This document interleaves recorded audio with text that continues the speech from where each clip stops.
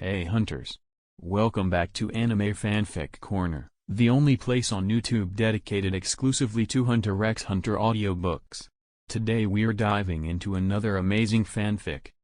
Become a fairy from a Hunter x Hunter. Big shout out to the original author, their info's in the description, so definitely check them out and show some love. This fanfic was a translation disaster, broken grammar, Chinese character names, all over the place. So I spent a few hours going chapter by chapter, fixing everything so you can enjoy it the way it was meant to be read. So drop a like for my hard work. If you're new here and love HXH as much as I do, hit that like button, smash subscribe, and become an official hunter. To keep things immersive, I only do intros and outros at the start and end of playlists, so you can enjoy the story with no interruptions. Also, don't sleep on the community tab. I actually post stuff there, not just sub-begging like certain audiobook channels. Embarrassed smiley face emoji. Alright, let's get into it. Peace. Love you all. Headphone emoji, blue heart emoji. Chapter 1. A young man who had just celebrated his 18th birthday stared blankly at the ceiling of his room, confusion clouding his expression. He had just awakened memories of his past life, and realized that he had been reincarnated into another world as a baby. Oblivious at first, he lived step by step as an ordinary city kid. Nothing remarkable. But today, all his memories had returned. His former name didn't matter anymore. In this life, he was called Ush Ganko. With few opportunities for outdoor activities, he mostly helped out at the hotel his family ran, working the front desk. He was still a student. Because of that, his skin was fair and clean, his features well defined, and he carried the distinct air of a student. Everyone who had seen him agreed, he was handsome. Damn it, I really thought this world was just a normal one. Sure, this city always felt a little shady, but for the past 18 years, everything's been peaceful. I've never had to deal with any of the chaos people talk about when they mention hunters. But I never expected this place, Tower Meow, to actually be the world of Hunter x Hunter. And this city. It's York New City. York New City. Practically run by the mafia. It's over. If I run into some Nen psycho, even if my family has ties with the mafia here, we're dead. Ush groaned, overwhelmed by the flood of memories.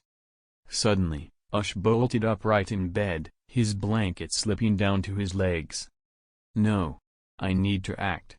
I have to be able to protect myself, and my family. I can't rely on the mafia's luck or my uncle, who's just a small-time boss. Ush clasped his hands under his chin, muttering to himself. Before today, ignorance let him live with optimism. But now, knowing the truth, that innocence was gone. The problem is, I don't know any combat techniques. I've spent almost all of the past 18 years studying. I even skipped PE classes. Physically, I'm probably weaker than I was in my last life. Even though the human limit in this world was higher, how long would it take him to catch up? And how long until he could learn then? Ush rubbed his temples with one hand, feeling a headache creep in. Absent-mindedly, his other hand reached to the side and grabbed the water cup from his nightstand. Gulp gulp gulp. After a few big sips, he finally felt some relief from his dry throat. He placed the cup back on the nightstand. Then he froze. His neck turned stiffly to the right, eyes narrowing in disbelief as he stared at the nightstand nearly 30 centimeters away. How did I reach that? Ush muttered, stunned. There was no way he should have been able to grab the cup without leaning over. Whoosh. As soon as the doubt surfaced, Ush saw the space in front of him compress. In the blink of an eye, the nightstand that had been out of reach appeared to be right in front of him. Shocked, Ush stretched his arm forward and put the cup down. When he pulled his arm back, the space returned to normal. If not for the fact that the cup was now clearly back on the table and no longer in his hand, he would have thought he imagined the whole thing. Did I just shrink the space between us? Ush muttered, incredulous.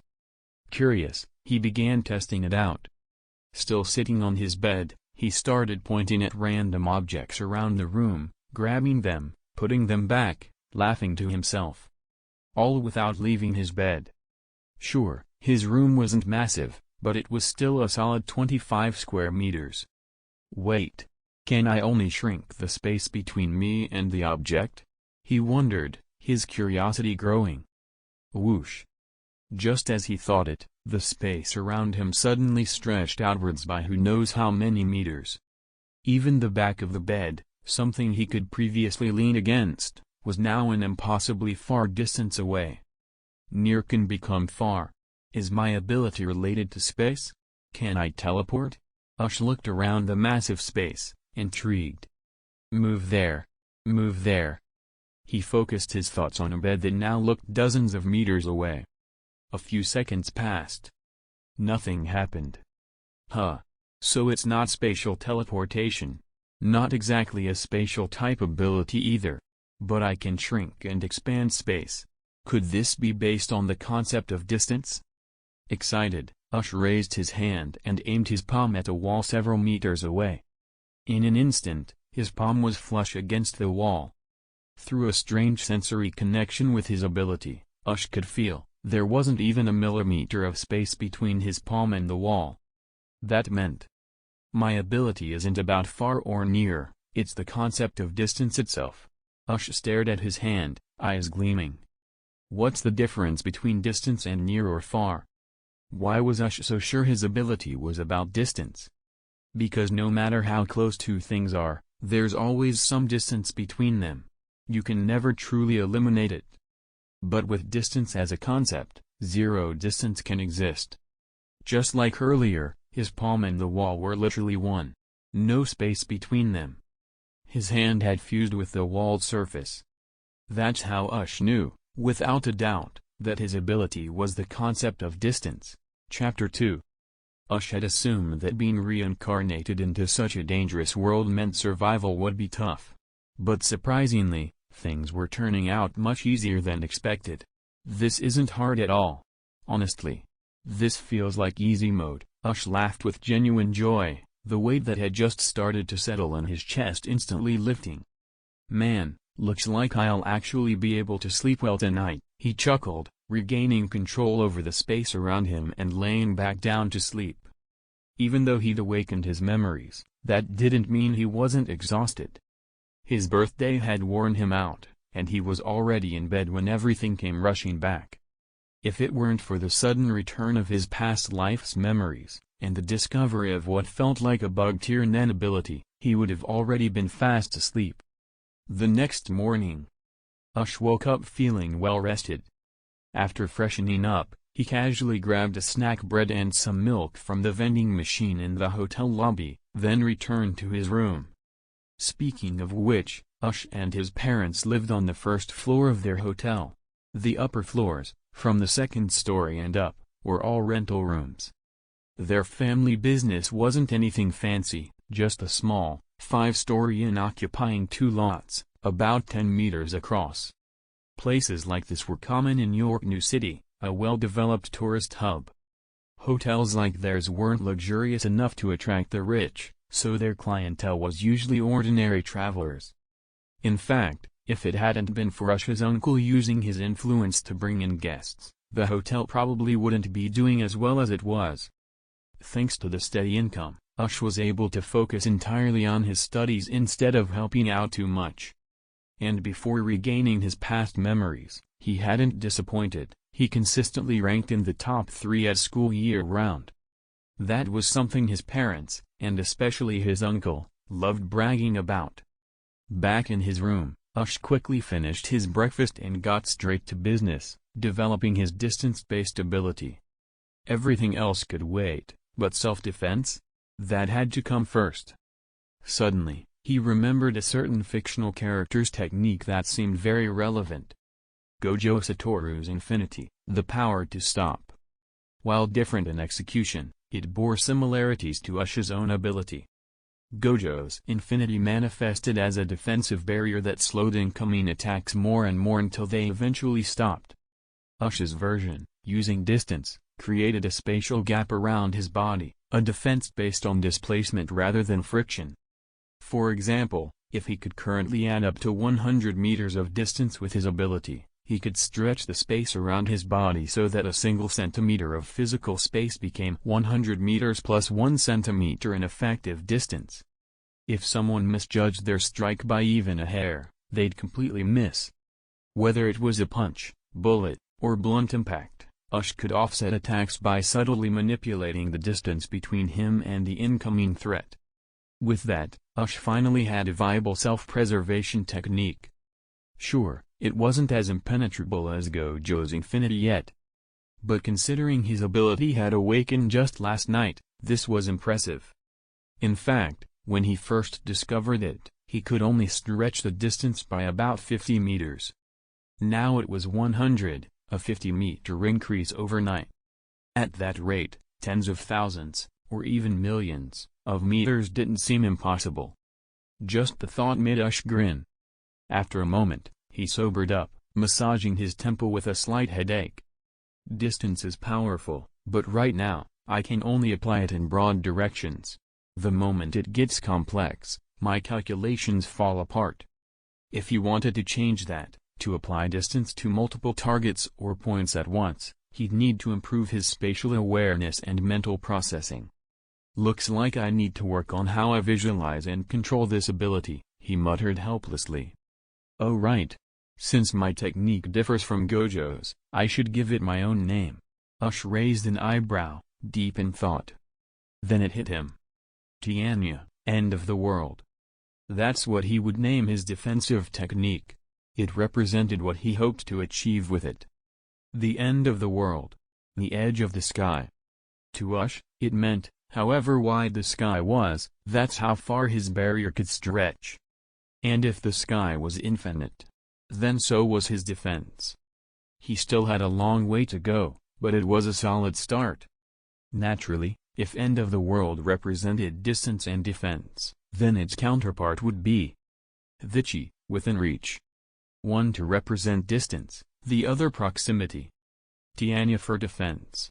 Vici for offense and movement. But my offensive power still depends on my actual strength.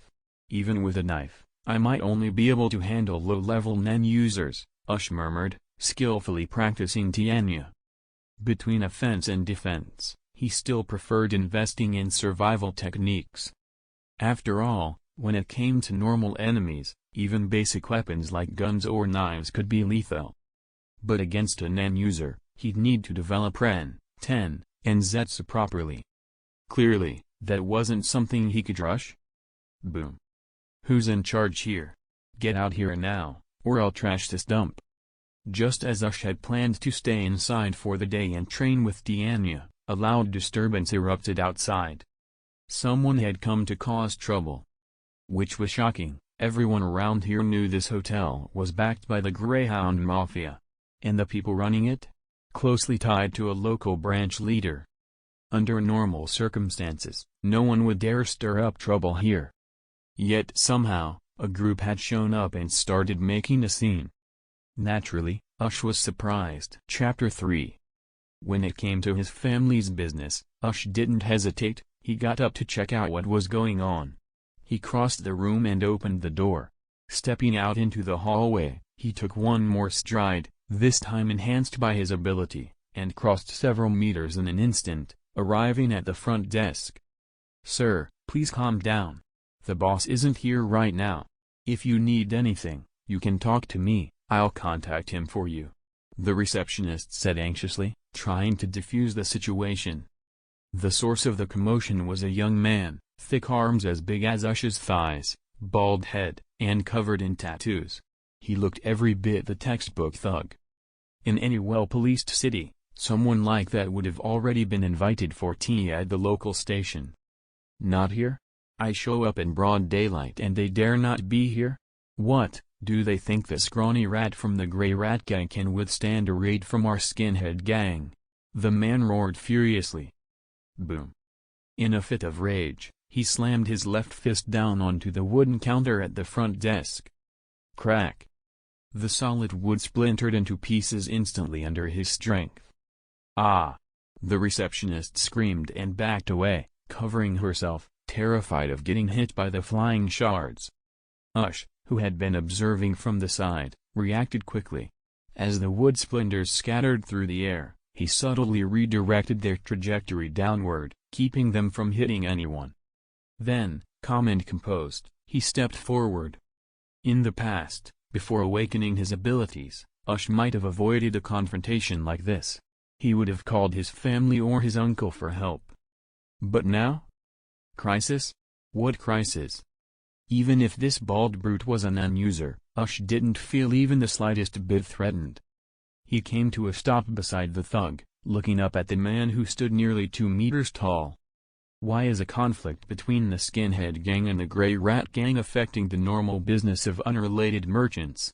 Aren't there rules in this city that say gang wars aren't supposed to harass civilians? Ush asked firmly, eyes locked on the man. The bald man, apparently called Guang, looked at Ush and burst into laughter. Ha ha ha. Sure, the 10 Dons made that rule, but your hotel is tied to the gray rats, isn't it? That means you're fair game. Boy, you're brave, I'll give you that, but don't act tough. Run home to your mommy, he sneered. Oh, so this is about my uncle. Makes sense now. No wonder you're here with such clear intent, Ush muttered, now understanding. Ush? Get back. It's dangerous. The receptionist called out, waving him back, her eyes darting toward the group of bald thugs. She kept her voice low, afraid of provoking them further. Guang said nothing, but one of the other bald men, Bald A, sneered and stepped forward. What, you think we don't notice you? This kid must be the owner's brat. If we take him, those old fogies won't be able to hide. He walked toward the receptionist, reaching out to grab her. Ush's expression darkened. His right arm moved in a sharp arc, striking upward toward Bald A. Crack. A heavy thud echoed as Bald A dropped to a squat, clutching his throat with a pained expression. A cuck. The hit wasn't even that strong, but it landed squarely on a vulnerable point, and now he couldn't breathe properly. Ush casually shook out his hand like he'd done something minor, then glanced at the remaining thugs. My strength may not be impressive, but as long as I hit a weak spot, it's more than enough to disable someone. After all, Ush could strike any point he could see within a 100-meter range, instantly. It didn't matter if they were close or far. He could hit exactly where he wanted. From this distance? Less than 2 meters? Stopping him was impossible. It's best you don't try anything stupid. Otherwise, if someone dies, no one will even feel sorry for you, Ush said casually, hands behind his back, eyes narrowed into a grin. You little bastard. Just because you know a move or two doesn't mean you're untouchable. Think you're faster than a bullet? Bald B roared, pulling a pistol and aiming it straight at Ush. Ush didn't flinch. Instead, his right leg snapped up in a blur. Thwack. Ugh. Bald B collapsed, both hands clutching his groin, his eyes rolling back in pain, drool spilling from his mouth. He could only groan in agony, the kind every man understands. Looks like I am faster than a bullet, Ush said matter-of-factly, tilting his head slightly. No one noticed his right hand slip to the side. Suddenly, a cold, metallic weight rested in his palm. When did he? Guang's eyes widened in shock as he saw his own pistol now resting in Ush's hand. He didn't even see it happen. And he was no rookie, he was a strong man who had made it to the 60th floor of the Heavens Arena. If Ush could have heard that thought, he would have laughed out loud. Only the 60th floor? And you call yourself a powerhouse? What a joke. Hey, big guy. Forgive us, alright? It's our bad, Guang said nervously, forcing a smile. Please, let it slide, yeah? We'll leave now. He turned to signal his men to retreat. Hold it, Ush said, raising a hand to stop them. Pay up first. Huh? Guang blinked. How much? All of it, Ush said, enunciating each word clearly. Chapter 4. You. One of the bald thugs glared at Ush furiously, ready to speak, but was held back by Guang. Forget it. We'll pay, Guang muttered, pulling out the money from his own wallet and that of his underling, handing it over to the front desk receptionist. The woman carefully counted it, 17,000 jenny in total. Converted to modern Earth currency, that was barely 340 Chinese yuan. Pretty pathetic. With what they had, they couldn't even cover the damage to the front desk. But right now, the skinhead gang didn't have anything else on them, and it wasn't like Ush was going to let them off the hook just for being broke. Go. But don't come back, Ush warned, casually lifting the pistol still in his hand. Next time, you won't be greeted with fists. It'll be knives, or bullets. No, no, of course not. We won't come back, Guang said quickly, glancing at the gun in Ush's hand. About that gun. He hesitated. Losing the weapon meant trouble. Their boss might not care that they failed, but losing a gun was a different matter. Mine now, Ush said flatly, closing his right hand around the pistol and locking eyes with Guang. That was the end of the discussion. Guang understood, there was no getting it back. With an awkward chuckle, he turned and left the hotel with his crew. Sister Bessie, watch the front. I'm heading out, Ush called to the receptionist. After making sure the gang had left, he slipped out after them. A gang like the skinhead crew charging into a public place like this so brazenly. That clearly meant they were making a move, competing with the Grey Rat gang for territory. Ush's family was obviously tied to the Grey Rats, thanks to his uncle. There was no way they'd get along with the skinhead gang. And even though Ush had just humiliated them, he didn't believe for a second they'd let it go. No, they'd be back, and nastier next time. Which meant, he had to strike first. Set the bait. Reel in the big fish. Uproot the whole damn gang. Killing? That wasn't a problem. Sure, in his past life he was just a tech nerd living a peaceful life. But in this world? He was a student in York New City. His family ran a hotel, and his uncle was a small-time mafia leader. Killing wasn't hard to accept. And besides, he wouldn't need to take credit. His uncle could take it instead. If he gave his uncle a big win, the man's status would definitely rise. With that, their family business would get better protection, and they'd stop having to deal with punks like this. As for Ush becoming a mafia boss himself? Please. Now that he knew this world had Nen, there was no way he was wasting time playing gangster.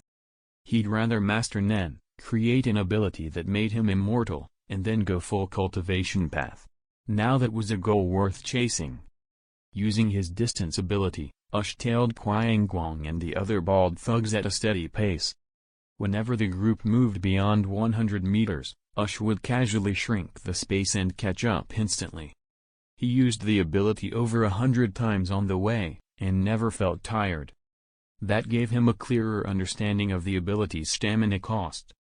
Apparently, it was minimal, probably because the distances he was manipulating were still relatively short. He wondered, though, once he started affecting greater distances, would the cost increase dramatically? He didn't know yet. That was something to test in the future. For now, he focused on the bald heads in front of him, several dozen meters ahead, yet to him, it felt like they were walking just a few steps away. Looks like we're here. Ush had expected them to travel farther, but Guang and his group came to a stop in front of an old, run-down building. They looked around cautiously, checking for tails. When it seemed clear, they quickly slipped inside. From a distance, Ush narrowed his eyes, watching them go. Cautious, not bad. With a smirk, he closed the gap in an instant, positioning himself atop a nearby building where he had a clear view of the entrance. He didn't need to get too close, just close enough to see and hear. Boom. What did you say? Someone that strong was in that hotel? A loud voice roared from inside. A bald, middle-aged man, built like a tank, just like Guang, glared daggers at him, as if trying to catch him in a lie. Clearly, this was the boss of the skinhead gang, and he wasn't buying it. In his mind, there was no way the Grey Rat gang had someone that strong. How could a hotel, affiliated with a low-level mafia branch, possibly have a fighter like that. After all, Guang was someone who had reached the 60th floor of Heaven's Arena, not exactly a weakling. And this man? He had hit the 90th floor before returning to Yorknew to form the Skinhead Gang. If not for his failure to break into the 100s, he'd still be in the arena right now. Even so, that still made him far stronger than the gun-happy weaklings in the Grey Rat Gang. Sure, firearms were dangerous, but if you were faster than the person shooting, they were useless. "I'm serious, boss," Guang said grimly. "I couldn't even see that guy move. His speed wasn't human. I'd say he's at least a 150 floor level fighter." "Humph. So the hotel's run by the Grey Rat Punk's sister, huh?" the boss muttered. "Didn't expect this. Seems like a rat den gave birth to a rat spirit." He chuckled darkly. "But still, it's only one guy. All we have to do is grab one of his relatives. No matter how strong he is, he won't be able to do a damn thing once we've got leverage." Guang nodded, smiling wickedly. "Boss Mugwang's right. That kid's fast, too fast for us to handle head-on. But he's got weaknesses. We just have to exploit them." Chapter 5. Guang chuckled darkly, then continued, "He was working at the hotel front desk when we arrived. I'd bet anything, he's the son of the owners. As long as we get his parents, or his uncle, we can force him to surrender," he added with a cruel grin. "The Grey Rat guy's been walking around with a bunch of underlings lately. Too risky to make a move on him. We're not afraid of close-range gunfire, but if it's from a distance? Forget it. It's not worth it. So, find that hotel couple and bring them back," Mugwang, the bald boss, ordered with a smirk. Ush didn't listen to the rest. The second he heard them talking about using his parents as leverage, he immediately pulled out his phone and dialed his uncle's number. Toot. Toot. "Ush. What's going on?"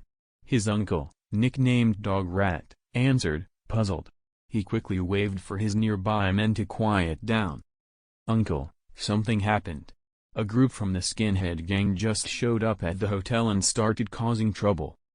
Dog Rat's tone instantly turned serious. "Ush? Don't do anything rash. Stay inside your room and wait. I'm coming right now." Ush blinked, then chuckled. "Brother-in-law, no need. They're already gone." Dog Rat breathed a heavy sigh of relief. Good. Good. "You're not hurt? The hotel's okay?"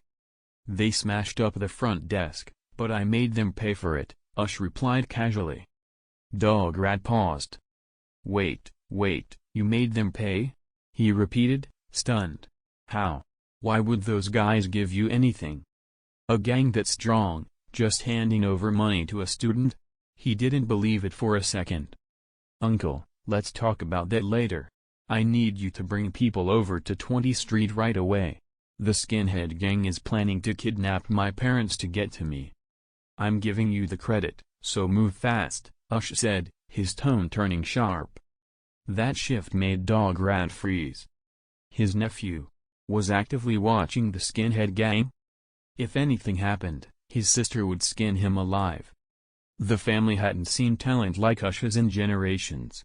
If he got hurt because of this, his ancestors would rise from the grave just to beat him senseless. Panicking, Dog Rat barked into the phone, "Ush? Wait. Don't do anything. I'm coming now." But Ush didn't hang up. He just dropped the phone into his pocket, took a step forward, and appeared in a kitchen. His eyes scanned the knives lined up neatly on the wall.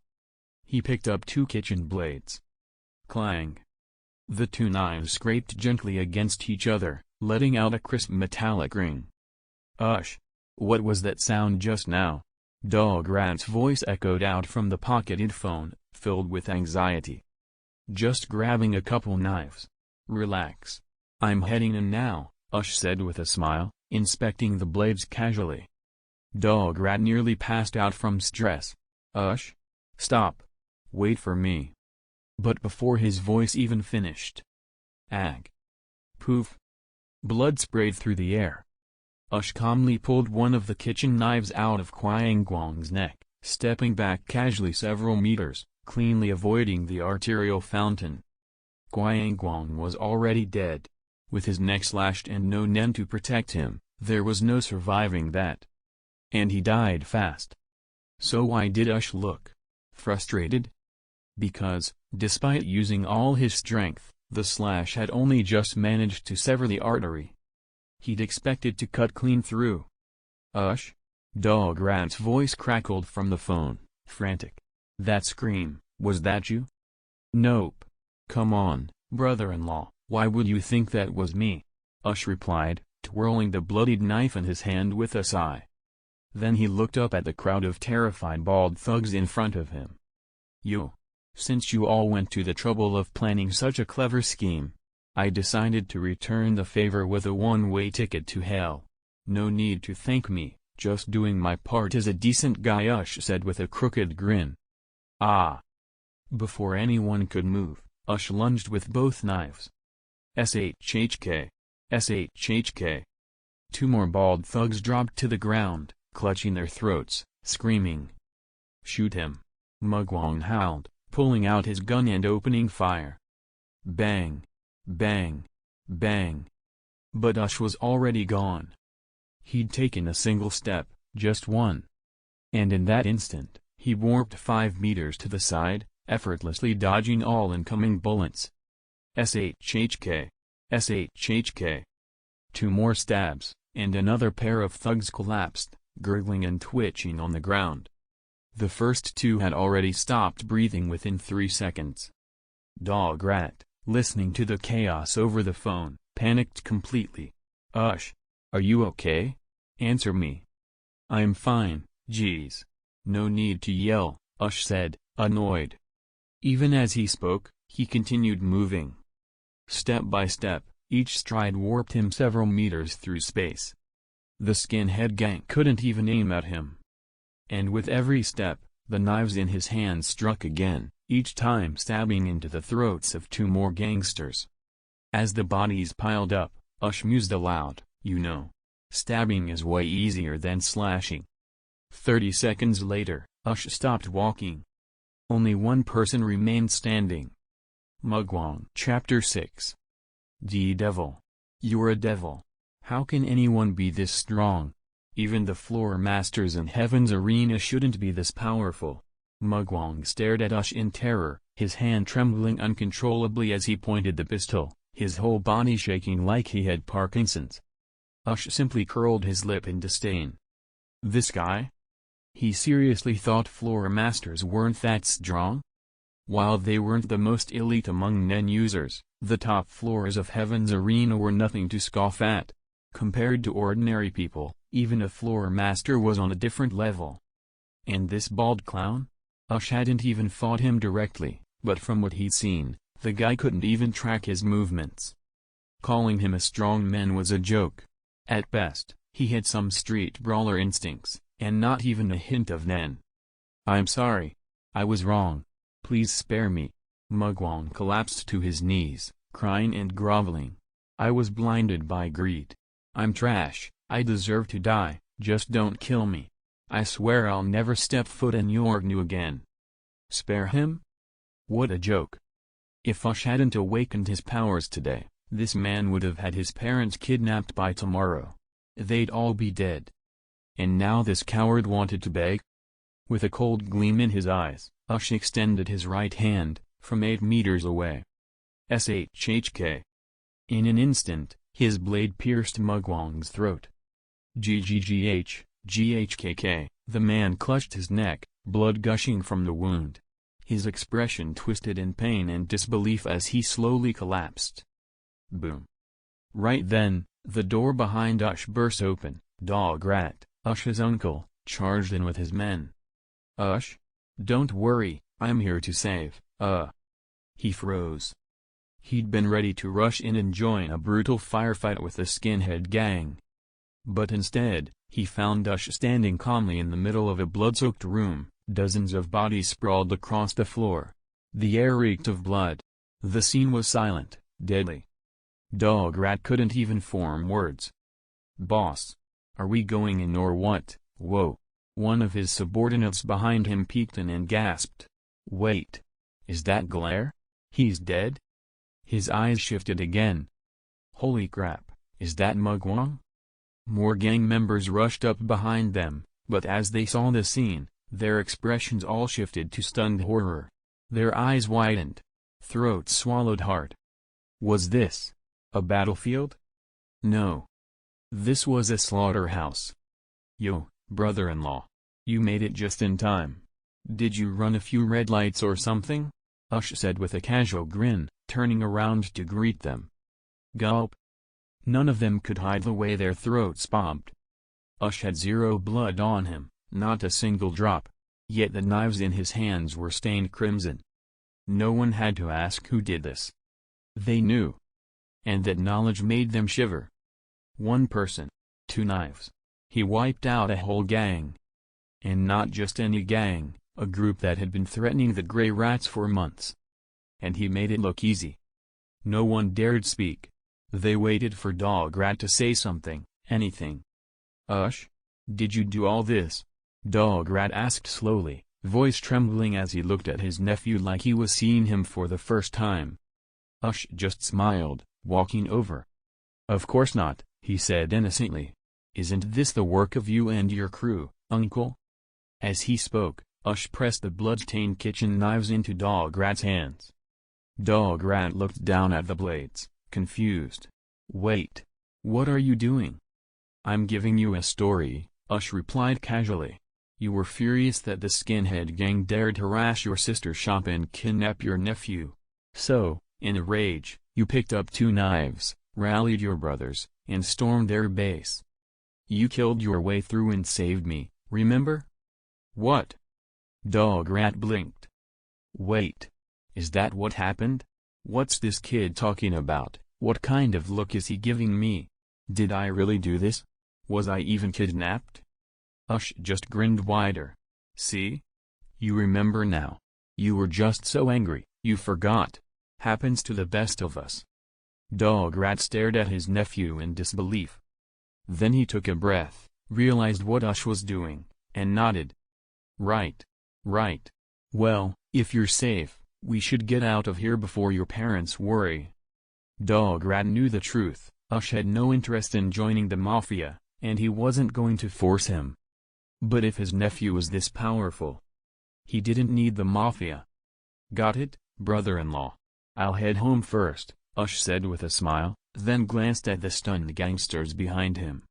With a single step, he vanished from view. Whoosh. He reappeared hundreds of meters away in the blink of an eye. Gulp. Everyone collectively swallowed again, their jaws slack. Boss. One of the gang members muttered, hand over his chest. Your nephew is terrifying. Dog Rat didn't even respond. But inside, his heart was pounding with the same thought. With Ush on our side, the Grey Rats could run all of York New. Chapter 7. Once Dog Rat gained more influence, everyone who followed him would benefit, and likely rise uncontrollably in status and power. Don't even think about it, Dog Rat said, stopping one of his men who was trying to bring up Ush. If Ush doesn't want to get involved, then don't drag him into it. Let us take the credit for wiping out the skinhead gang.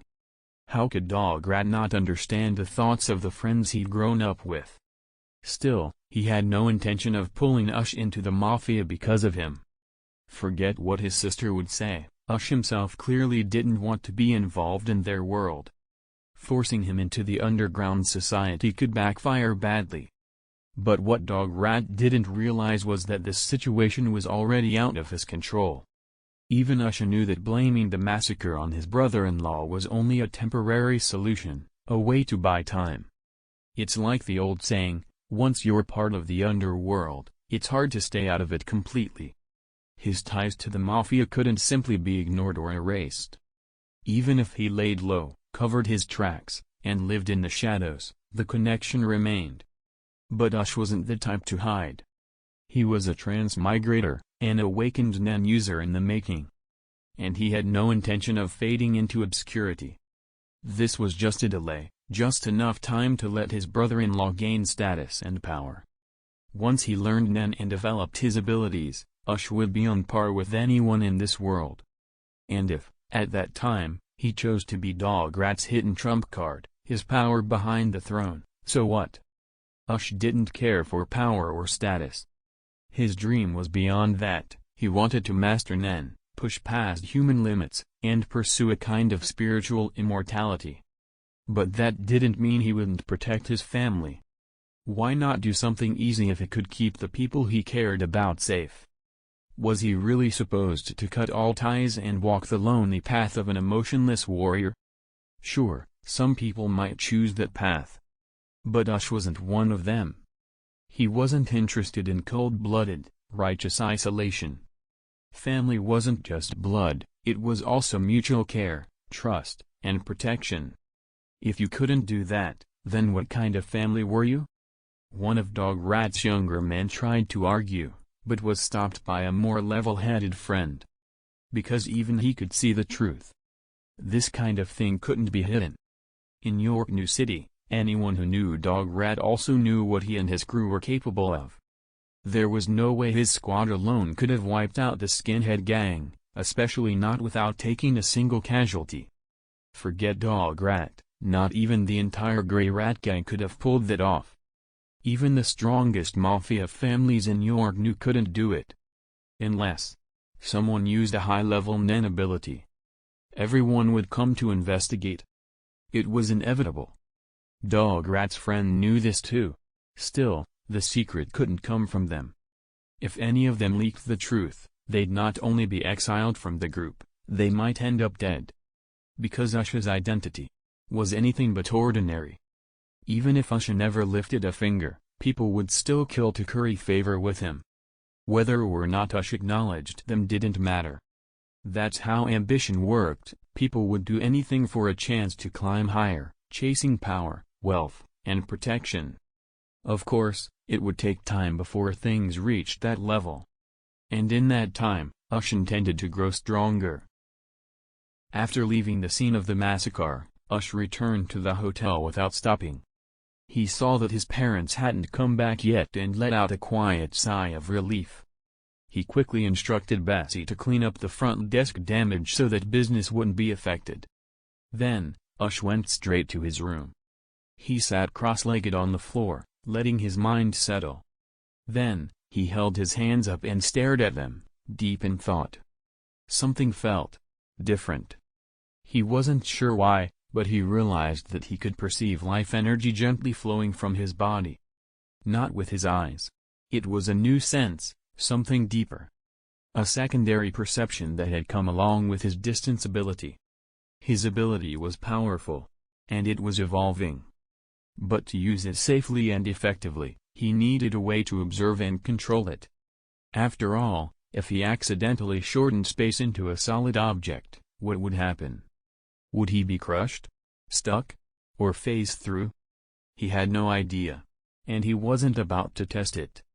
Not until he could control the ability at the cellular level. So he needed a support skill, something to help him observe and manage space precisely. That's when he realized. This strange new sense, this perception of life energy, was exactly that. It had awakened during his fight with the skinhead gang. And now, he could see the aura gently leaking from his body. Maybe. I don't need an Nen master to guide me, Ush muttered. Maybe. I can awaken Nen on my own. He stood up from the floor and began moving around the room. While exercising, he continued watching his body's aura leak. Huh? The more I move, the less aura I see on the surface. Weird. Does that mean physical exercise reduces life energy leakage? He wondered. But then, after a few moments, he shook his head. No. That can't be right. If that were true, people who train hard without knowing Nen would have the same life force as Nen users. But we've never seen it in history. So it wasn't that exercise sealed life energy. That only left one explanation. Aura must be getting absorbed back into the body. Chapter 8. Muttering to himself, Ush rubbed his chin in thought. He stopped moving and observed again. His life energy, which had begun to overflow from his body, had returned to its previous steady pace. So, this is how it works. Exercise can temporarily absorb and redirect life energy, strengthening the body in the process. "Let's try something," Ush whispered. With a thought, he activated his distance ability. To his surprise, the life energy that had been passively leaking from his body stopped dispersing outward, and instead began to flow back in. Yes, his life energy didn't spill out. It reversed direction, moving toward what Nen terminology refers to as the aura nodes. How?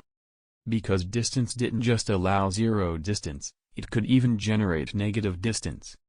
And because of that, the life energy that was meant to leave his body looped back, forcefully re-entering through the aura nodes.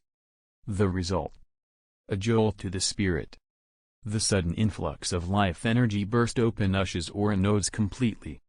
Buzz. In an instant, all of Ush's aura nodes unlocked, and a huge surge of aura erupted from within him. But Ush was ready for it. He immediately used his distance ability to stretch the space of a single centimeter around his body, forming a kind of pressure buffer to control the outflow. Then, he focused his mind, channeling his will to guide the energy.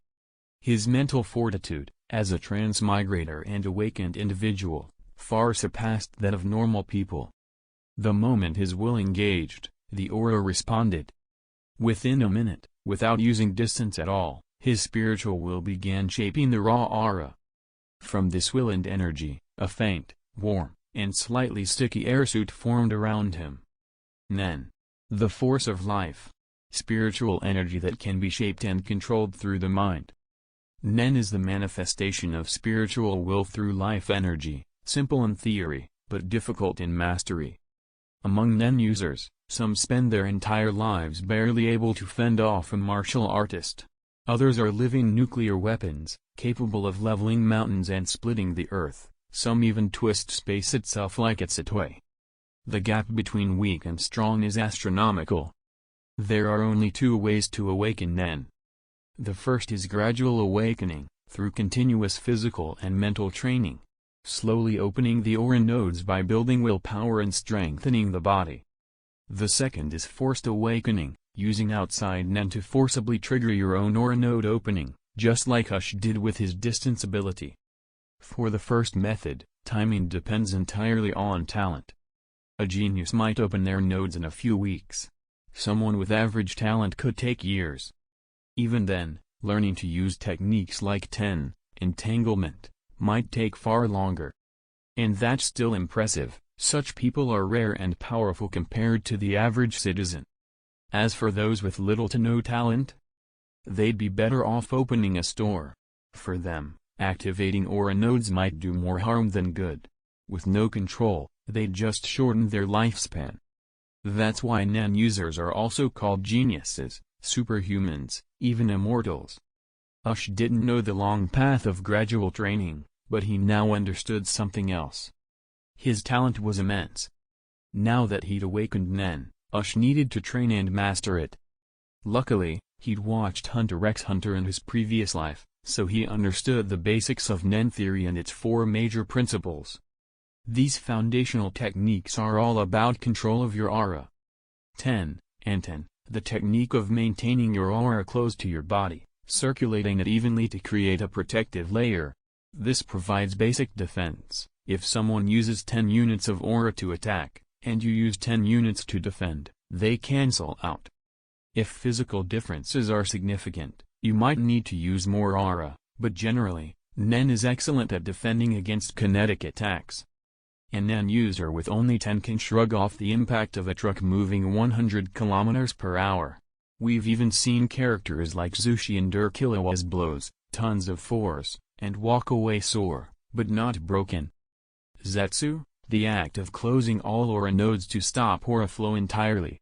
This erases your aura signature and makes you almost undetectable, but it also drops your defense to 0. It's dangerous in battle, but useful for hiding and for restoring stamina. Ren, the technique of outputting more aura than usual, refining it into a denser, more powerful state. This is the foundation for all advanced Nen techniques. The more aura you output, the greater your power. Mastery of Ren is essential to becoming a powerful Nen user. Hatsu, the final step, shaping your Nen into a personalized ability. Hatsu is the unique expression of your Nen and personality. This is where abilities like Gon's Jankan or Kurapika's Chain Jail come from. All four are about learning to control Nen. Ush knew, if he could get full command of his aura, he might be able to learn these skills rapidly. But even with his talent, mastering them wouldn't be easy. Not even for him. Chapter 9. In addition to the four major principles, the advanced applications of Nen are all tests of control, Ush muttered, tapping the sheet of paper in front of him. It was filled with techniques, written in the elegant characters of his past life's language. In other words, once you understand the principles behind these Nen techniques, even without a teacher, you can learn them, as long as your aura control is good enough. And Ush wasn't wrong. Among the 7 advanced Nen techniques, every one of them boils down to aura control. In fact, if someone's mastery of Nen control is strong enough, they could even develop entirely new techniques beyond what's already known. After all, these applications were just created by earlier Nen users. Anyone with the talent and insight could push the system further. Envelop, is an advanced technique derived from Ten. It extends aura from the body to wrap around an object in contact with the user, enhancing the object's properties. For example, wrapping a stone with makes it significantly harder, so much so that it can smash through other stones without breaking. If used on a shovel, even solid bedrock feels like digging through pudding. Conceal, is an advanced application of Zetsu, allowing the user to hide their aura while still maintaining Nen flow. This technique renders Nen-based effects invisible to most observers, turning the user or their Nen abilities semi-ethereal, near undetectable. Focus, comes from Ren, and concentrates Nen into a specific body part. The most common application is focusing Nen in the eyes, which allows the user to see hidden Nen, countering in. It's frequently used in combat, but it also has everyday applications, like evaluating antiques or uncovering illusions. Circle, is a joint technique using both Ten and Ren. It expands one's aura outward, forming a perimeter. Anything entering the perimeter can be sensed immediately. The size of N varies drastically by user. It can be a few centimeters, several meters, hundreds or even thousands of meters. Users with a mission or specialist affinity tends to have the widest range. Fortify, is another combination of Ten and Ren. It wraps the entire body in Nen, greatly increasing both offense and defense. Maintaining Ken is physically demanding, but it provides full body protection from all angles. Most Nen battles involve both sides keeping Ken active almost constantly. In fact, whoever drops Ken first often loses. To sustain Ken for even 30 minutes, a user needs a base aura pool of 18,000 aura units. To fight properly, 30,000 units or more is recommended. This is considered the minimum threshold for a first-rate Nen user. Even with perfect aura control, you need draw energy to maintain Ken through a drawn-out fight. Flow, is the technique of shifting Nen across different body parts. It's vital in battle, used to concentrate aura on areas being attacked or used to attack. But it's also an excellent training method. Practicing Ryu builds fine control over aura flow, something Ush decided to major in early. Hard, is the fusion of Ten, Zetsu, Ren, Hatsu, and Gyo. It focuses all aura into one point to create a single, devastating strike. The offense is extreme, but the defense becomes virtually zero. Is powerful, but dangerous. Almost all advanced Nen techniques are built for combat. There are very few techniques designed for day-to-day life. Whoever created these skills was clearly a battle junkie. Yes, one could theoretically develop a utility or support-type Hatsu ability, but the moment someone awakens Nen, they rarely focus on peace or convenience. Power draws ambition. It's why the known Nen applications haven't expanded much over the years, they've remained combat-focused. After settling on his training direction, Ush didn't waste any time. He immediately began practicing. Focusing on aura control, Ush started by wrapping his hands in aura and trying to move it intentionally from one spot to another. At first, it was awkward, but after a few attempts, he got the hang of it. Once he succeeded, he built on that progress, moving aura across more complex paths, increasing both distance and speed. Ush understood a key truth about people. When there's no hope, they start making excuses. So he set big goals, and then broke them into smaller goals. His main goal was to master Ryu. But smaller goals? Moving aura from fingertip to knuckle. Then from fingertip to wrist. Then from hand to forearm. And so on. Step by step. Layer by layer. Time passed quickly. Before he knew it, a full week had gone by. During this time, no one suspected Ush of being the one who wiped out the skinhead gang. His parents only scolded him a little, and he brushed it off easily. As for Dog Rat? Even though he didn't fully believe the story, he was still promoted. He became second in command of the Grey Rat Gang. Chapter 10. The promotion of Ush's brother-in-law brought visible benefits almost overnight. What was once a modest customer flow quickly turned into a bustling stream of guests. During dinner over the past few days, Ush's parents began discussing buying out a few neighboring buildings to expand the hotel. The only hesitation? The cost. They weren't completely sure they could afford it, especially since part of that money was originally set aside for Ush's university tuition. Why was tuition so expensive? Because they were aiming for the Black and White Academy in York New City, a prestigious institution backed by the Ten Dons. This school wasn't some gang-run joke. It was a legitimate elite academy, with top-tier faculty hired, acquired, from around the world with enormous funding. Its purpose wasn't just education. The Ten Dons founded the school to cultivate high-level intellectuals and future leaders to help manage their vast underground empire. That meant the students were either children of mafia families or hand-picked rising stars. This was no delinquent school. Ush's parents had one clear goal: they wanted their son to attend. And why not? Ush had been in the top 3 nationwide every semester. His identity? His brother-in-law was now a senior figure in the Grey Rat Gang, and Ush himself had been on the Ten Dons' elite cultivation list for years. Tuition? Already set aside. It was practically a done deal. But with the hotel expansion looming, they weren't sure if they could cover both. They didn't want Ush to get too deeply involved with the mafia, but in York New City, anyone who held power, no matter the role, was tied to the underground one way or another. And with Ush's status as a cultivation candidate, going to the Black and White Academy was inevitable. At least, from his parents' perspective. Ush, on the other hand, didn't see it that way. To him, school wasn't a necessity anymore. He could go, or not. It didn't matter. Still, to keep his parents happy, he figured, why not? The teachers were world-class, and they'd been hired, recruited, at great expense.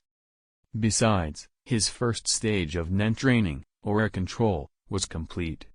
With a casual grin, Ush let his NEN race through his body like a high-speed car and said, "Go ahead and buy it. We'll make that money back in half a year." "But what if we don't? That's your tuition we're gambling with," his mother said, clearly worried. "With my brother-in-law's promotion, I doubt we'll be short on guests anytime soon," Ush said with a shrug. Slam. Ush's father slapped the table. "Exactly. We've got the traffic. I say we go for it. I'll talk to the owners first thing tomorrow." "To hell with you. Eat your food, what are you slamming the table for?" Ush's mom snapped. Realizing his mistake, Ush's dad chuckled awkwardly and started wiping the juice he'd knocked over. Ush couldn't help but laugh. Then he sped up, shoveling food into his mouth like a vacuum. "Alright, I'm full. Heading back to my room," Ush said, dropping his chopsticks and making a quick getaway. "Slow down. You're not a kid anymore, stop running around like one. What if you trip?" his mother called after him. Ush winced but smiled anyway. Back in his room, he didn't wait for digestion. He dove straight into the second stage of training. Familiarization with Nen techniques. Until now, he'd held back, focusing only on practicing Ri while still mastering Ten, to strengthen his base aura control. But now that he had solid control, it was time to start learning the rest. For Ush, this wasn't difficult. In fact, it was easy. Let's start with Zetsu. Suppress all aura, he muttered. Seconds later, Ush stood quietly in the center of his room, his presence nearly non-existent. No trouble at all. Looks like that old saying is right, sharpen your tools before tackling the task, he said with a smirk. After a moment, he snapped back to focus. Alright, next. With practiced ease, he cycled through Ren, Gyo, Ken, and the other advanced techniques.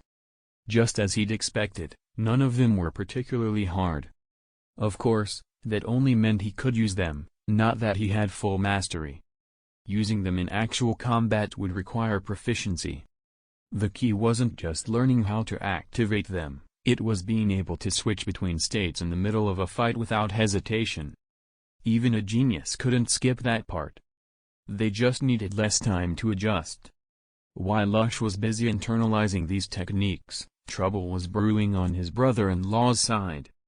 Dograt had managed to cover up Ush's involvement in the Skinhead Gang massacre for a full week.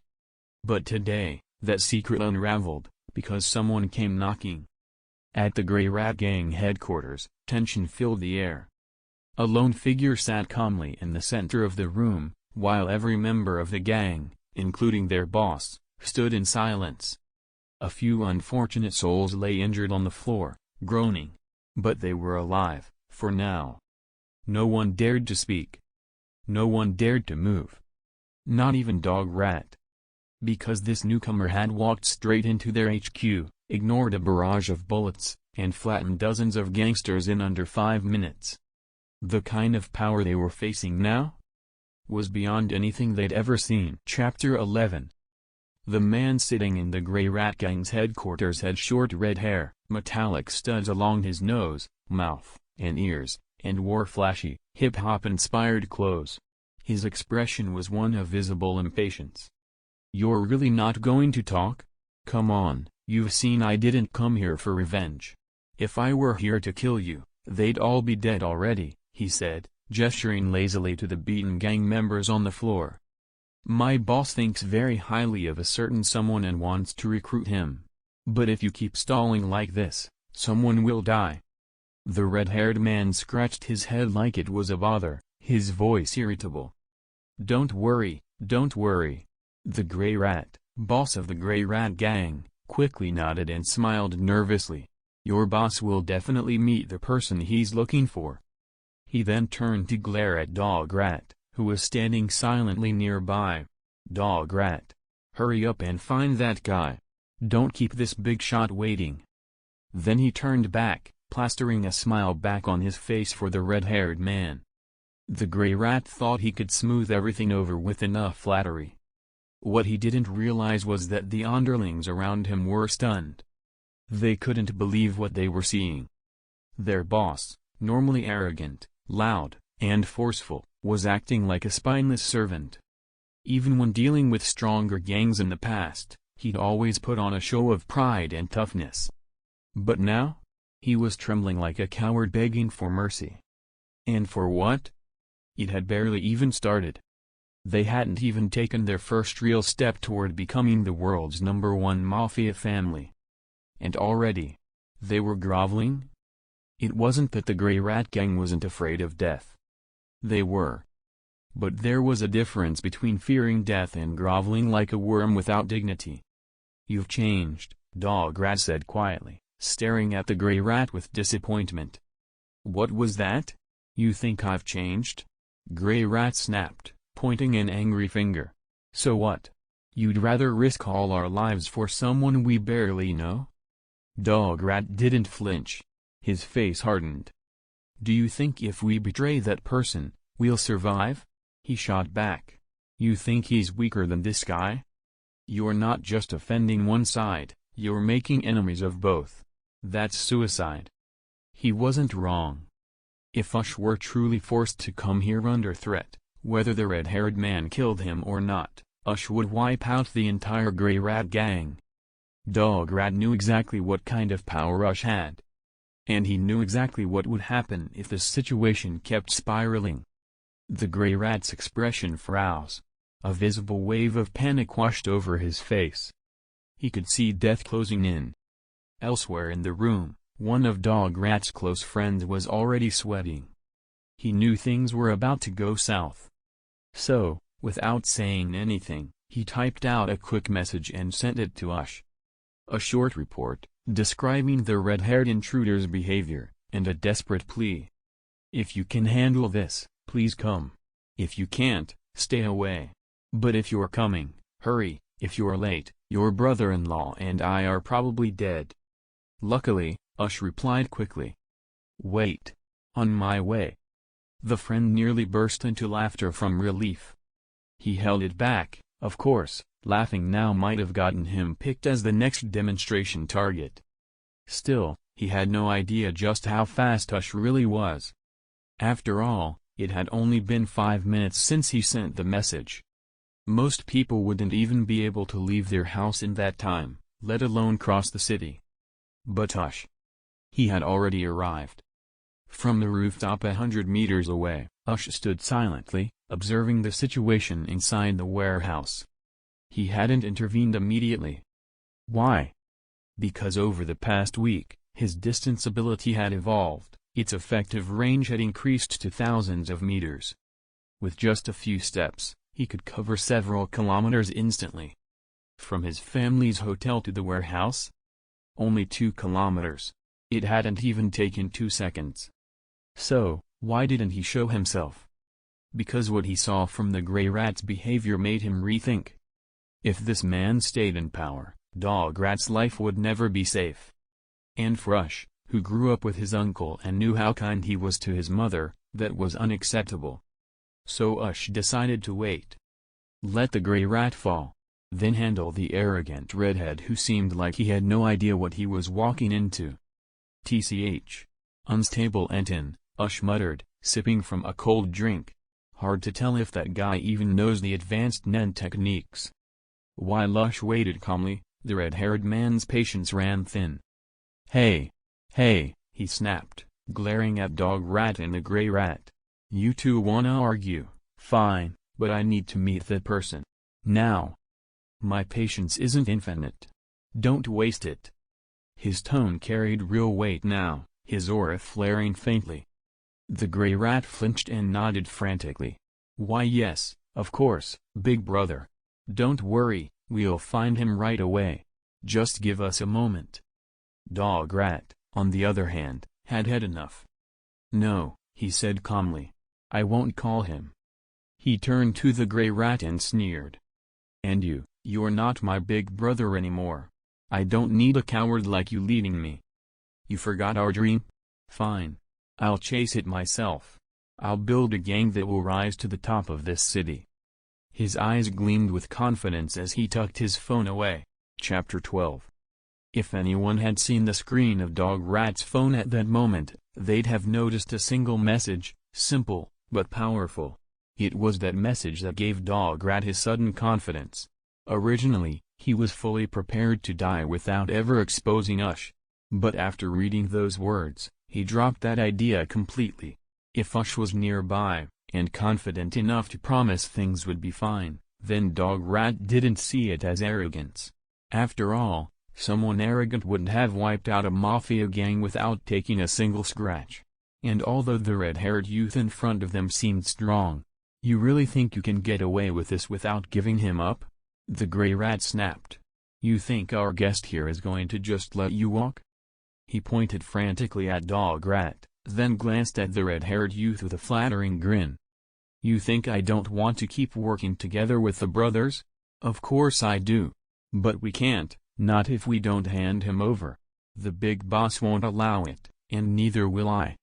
By now, the Grey Rat had completely abandoned any semblance of dignity. He'd positioned himself like some lackey accompanying the red-haired man, Like Dograt was the real leader of their gang and he was just tagging along. The underlings who were still watching from the sides couldn't believe what they were seeing. They stared wide-eyed at their boss, baffled that the once loud and overbearing Grey Rat had become so pitiful. Geez. Looks like my brother-in-law might just be walking into a promotion, Ush mused, listening in from the rooftop. He wasn't bothered by Grey Rat's shamelessness, he was more interested in the outcome. I wonder if my brother-in-law will change the gang's name when he takes over? He sipped his iced drink. He should. Grey Rat Gang obviously comes from that guy's nickname. Doesn't suit him. This entire scene felt like something out of a drama series. Ush was thoroughly enjoying the spectacle. To think I forgot snacks. Good thing I brought ice. Would have missed out on some premium popcorn content, he said, casually sipping again. Back inside the warehouse, the drama continued. The red-haired youth didn't care about Grey Rat's groveling. He wasn't here to judge moral character. Whether the man was spineless or not was his boss's concern. He had one job, bring back the person his boss wanted to meet. And someone was clearly standing in his way. That made him very, very irritated. Buzz. A thick wave of killing intent erupted from the red-haired youth's body. Everyone nearby felt their hearts pound violently in their chests. Their skin went cold. Their limbs trembled. Their teeth clattered like they'd been tossed naked into a frozen wasteland. I'll say it once more, the red-haired youth growled. Bring me that person. Or die. Dograt, paralyzed by the oppressive aura, couldn't even get words out. Boom. A loud impact suddenly echoed through the warehouse. Crash. In the next instant, the red-haired youth's face twisted grotesquely. His cheekbones shattered, brain matter splattered, and his body slammed into the warehouse wall, leaving a giant crater. Half his head was gone. Ush stood casually where the man once stood, withdrawing his nen-infused punch wrapped in Ken. He scratched his head, blinking in surprise. That slow of a reaction? He hadn't even gone all out. He didn't use Ko, he had deliberately held back. This punch wasn't meant to kill instantly. Ush had wanted to test his own skills, maybe get some combat experience. But the red-haired guy? He didn't even react. Didn't sense the danger. Didn't raise his guard. Didn't enter Ken. Didn't even flinch. Nothing. Maybe I overestimated this world's nen users, Ush muttered, taking another sip of his drink. Or maybe I underestimated my own talent. With a casual shrug, he pulled out his phone and sent a quick text to his brother-in-law. Then he turned and walked away. He hadn't even made a formal appearance, just watched the whole thing unfold like a TV show, then threw a single punch. And yet, with that one punch, he resolved a situation that would have been impossible for Dograt Screw to handle. As the killing intent faded, those who had survived turned toward the crater in the warehouse wall. They stared at what remained of the red-haired youth, half his skull obliterated. Gulp. A perfectly synchronized wave of saliva swallowing filled the warehouse. The Grey Rat himself had pissed his pants. Inu. Your nephew is terrifying. Have you really never noticed? Dograt's close friend whispered, still shaking. Only one person could have made that move. Hell no. Dograt hissed. I thought he was just, like, super smart. You know, academic genius. He was dumbfounded. Ush hadn't even shown his face, and yet, with one attack, he'd blown someone's head off. What kind of absurd strength was this? And truthfully, if the red-haired man hadn't been wrapped in 10, and if Ush's own physical body wasn't still just average, there wouldn't have been half a head left, there wouldn't have been a head at all. After the shock wore off, Dograt composed himself and began to handle the cleanup like a pro. As for the Grey Rat, that would take more time. And likely, some restructuring. Back at home, Ush tossed his empty cup into the trash and looked down at his hands. A faint sigh escaped his lips. I'm still too undertrained. Even with a week of nen-boosted conditioning, my physical growth is far behind where it should be. Chapter 13. Compared to the gratifying progress he had made in Nen control, Ush was deeply dissatisfied with the sluggish growth of his physical strength. Though his Nen control was exceptional, far ahead of most newly awakened users, when it came to his physical body, Ush was helpless. Before awakening Nen, he had barely exercised. As a student, he focused purely on academics, leaving his body at the average level for a regular teenager. Now, after awakening, he had enhanced himself using Nen and consistent training. The results were decent, impressive, even. His physical fitness was clearly above that of a normal person. But for Ush, it wasn't enough. Because he knew the benchmark. Gon and Killua, after learning Nen, had trained for just over a year and reached strength levels exceeding 64 tons. Before their awakening, Killua could already lift 16 tons, while Gon was still in the single digits. Even with that context, Ush's own strength felt too slow to develop. He pondered the cause. Maybe it's because I don't have a proper training system, Ush muttered. My physical workouts are all basic compound movements. But a lot of smaller muscle groups aren't even getting targeted. And when it comes to Nen reinforcement, how much aura should I even use? Too much, and I'll hurt myself, wasting Nen to heal injuries. Too little, and there's barely any effect. He leaned back, rubbing his forehead. With my current knowledge, creating a full-body, optimized physical training system isn't realistic. Not unless I study human anatomy and design it from scratch. Or develop a Nen ability specifically for strengthening the body. He sighed.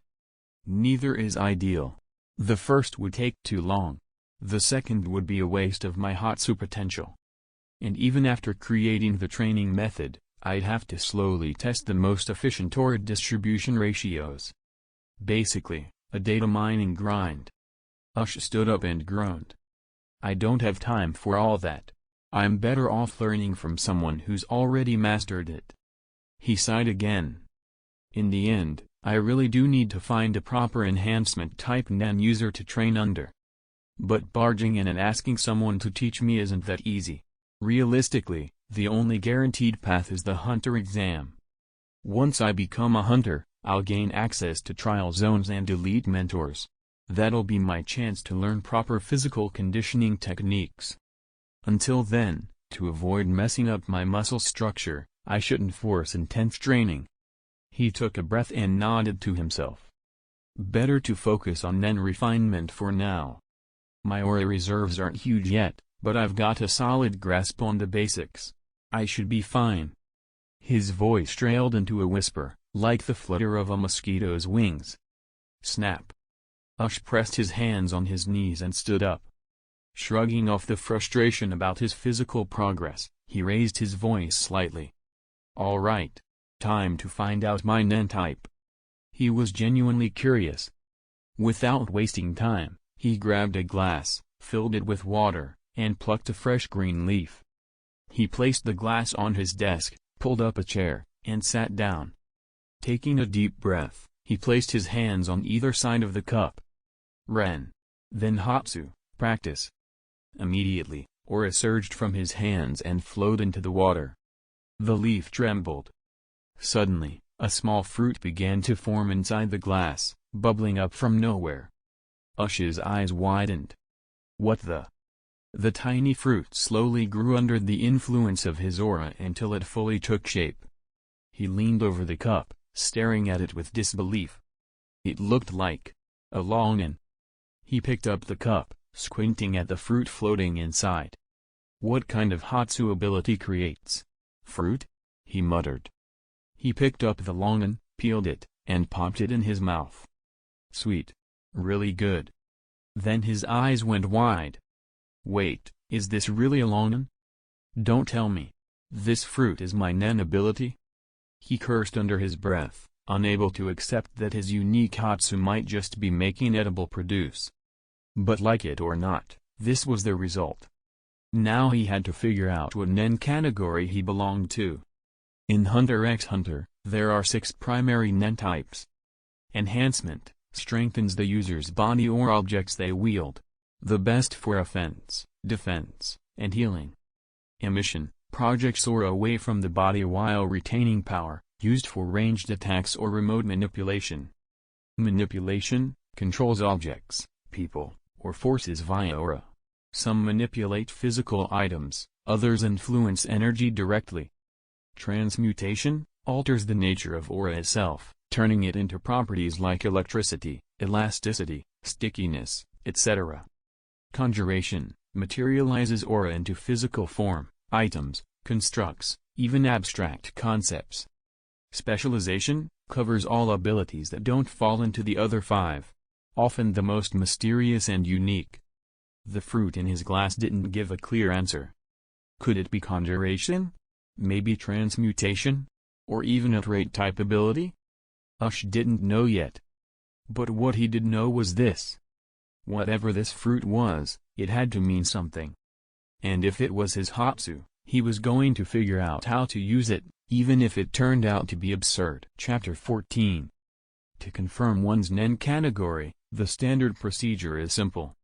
The water divination test, also known as Mizumi style. A traditional method used to determine a Nen user's affinity. The test involves placing a leaf in a cup of water, focusing Nen through your hands, and observing what happens. Each change to the water or leaf reveals the user's Nen type. If the water increases in volume, the user is an enhancer. If the taste of the water changes, they are a transmuter. If impurities or crystals appear, the user is a conjurer. If the water's color changes, they are an emitter. If the leaf moves or spins, the user is a manipulator. If something else entirely happens, the user falls into the specialist category. And what had just occurred for Ush? A fruit had formed inside the water. That result clearly marked Ush as a specialist, the rarest and most unpredictable Nen type. With specialists, their abilities tend to be unique and non-reproducible. Often, they are fixed and deeply tied to the user's personality or destiny. In Ush's case, that meant his fruit ability was likely set in stone. Still, that didn't mean the fruit didn't come with other properties or secrets to uncover. Nen abilities aren't limited to just one function. Even if a Hatsu appears simple at first glance, deeper layers might be hidden within. Though Nen types are split into 6 core categories, users aren't limited to only one. While your main type operates at 100% efficiency, adjacent categories can still be developed, just at a reduced rate. 100%, your own type. 80%, adjacent types. 60%, opposing but reachable types. 40%, your least compatible type. As a specialist, Ush's compatibility breaks down like this. 100%, specialist. 80%, manipulation and conjuration. 60%, emission and transmutation. 40%, enhancement. That meant he could develop his fruit-based Hatsu, while also cultivating abilities in manipulation and conjuration fairly effectively. He could branch out into other areas later, once his foundation was solid. But for now, Ush's priority was understanding what this fruit actually did. He ignored the clutter on his desk and stayed focused, placing both hands over the cup again. This time, he poured significantly more aura into the process, channeling a full 1,500 aura units into the manifestation. He wanted to see exactly what this fruit was. Poof! With a soft sound, a strange fruit appeared in his palm. It was purple, with swirling tankau patterns etched along the skin, familiar, almost iconic. In a sudden flash of recognition, an image came to Ush's mind. A scene from an old anime. A kid taking a bite of a strange fruit. His body stretching like rubber. A devil fruit. More specifically, the Gamu Gamu no Mi, the rubber fruit. Ush's eyes lit up. I knew it. My Nen ability wasn't just conjuring any fruit, he exclaimed. It's a fruit with a specific, unique function. Still, he couldn't tell exactly what this conjured fruit could do just by looking at it. So, he decided to run an experiment. Instead of eating it himself, Ush headed to the hotel kitchen and grabbed a fish. He scooped a spoonful of the fruit's flesh and stuffed it into the fish's mouth. Did you really think Ush would eat it himself? No way. If this really was a Nen-based replica of a devil fruit, then it was probably disgusting, just like in the anime. More importantly, if it did follow the devil fruit rules, there might be consequences, like only being able to use it once. Ush wasn't about to take that risk without more data. He checked the time, then picked up the fish and gave it a firm tug. Duang. Duang. The fish stretched like rubber, elongating to the length of Ush's arm before snapping back into shape. Ush's jaw dropped. It's really a devil fruit effect? I knew it. No way my Nen ability was going to be some boring conjured fruit. Suppressing his excitement, Ush fetched a strong clamp, stretched the fish again, and locked it in place. Now came the important part. Was the transformation permanent, or temporary? He set a timer and waited. 150 seconds later. Snap. The rubberized fish suddenly snapped back to its original form and fell to the ground. Ush rushed over and tried to stretch it again, but this time, it was just a normal fish. The rubber effect had worn off. Figures, Ush muttered, scratching his head. So the transformation isn't permanent. It lasts about 150 seconds. He stood there, staring at his hand, deep in thought. But one thing was now clear. His ability wasn't just producing random fruit, it was producing limited time, functional fruits based on conceptual effects. Chapter 15. Only 2.5 minutes from 1,500 aura points? Ush muttered in frustration. No. That fish was actively using the ability, so maybe the aura drained faster. I should try again. With that, he gathered another 1,500 aura points and manifested a new fruit in his hand. What the heck? Expecting to see another rubber fruit, Ush instead stared dumbfounded at a completely different devil fruit. It was pink and cylindrical, etched with tank-like patterns across the surface. After digging through his memory, it finally clicked. Superhuman type, kilo fruit. Ah. This one might not be good for testing on a fish. It's an active type fruit, Ush sighed. If the fish won't cooperate, I won't know what effect it has at all. Still determined to test his ability, Ush gathered another 1,500 points of aura, ready to manifest yet another fruit. But this time, nothing happened. No matter how hard he pushed his Nen, nothing formed. Wait. Don't tell me, I have to eat the previous fruit before I can create a new one? He stared at his hand, slightly annoyed. Apparently, his Hatsu came with a limitation, he could only manifest one fruit at a time.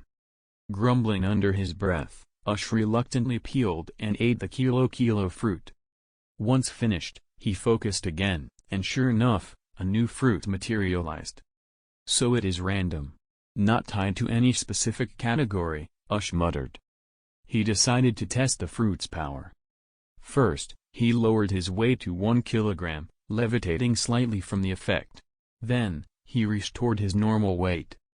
3 minutes later, he activated the ability again, and it still worked.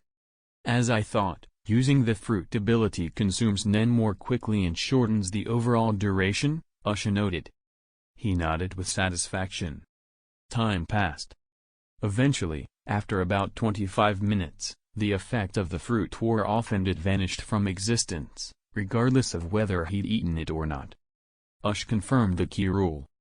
Using the fruit drains aura faster. If left unused, it still expires after about 25 minutes.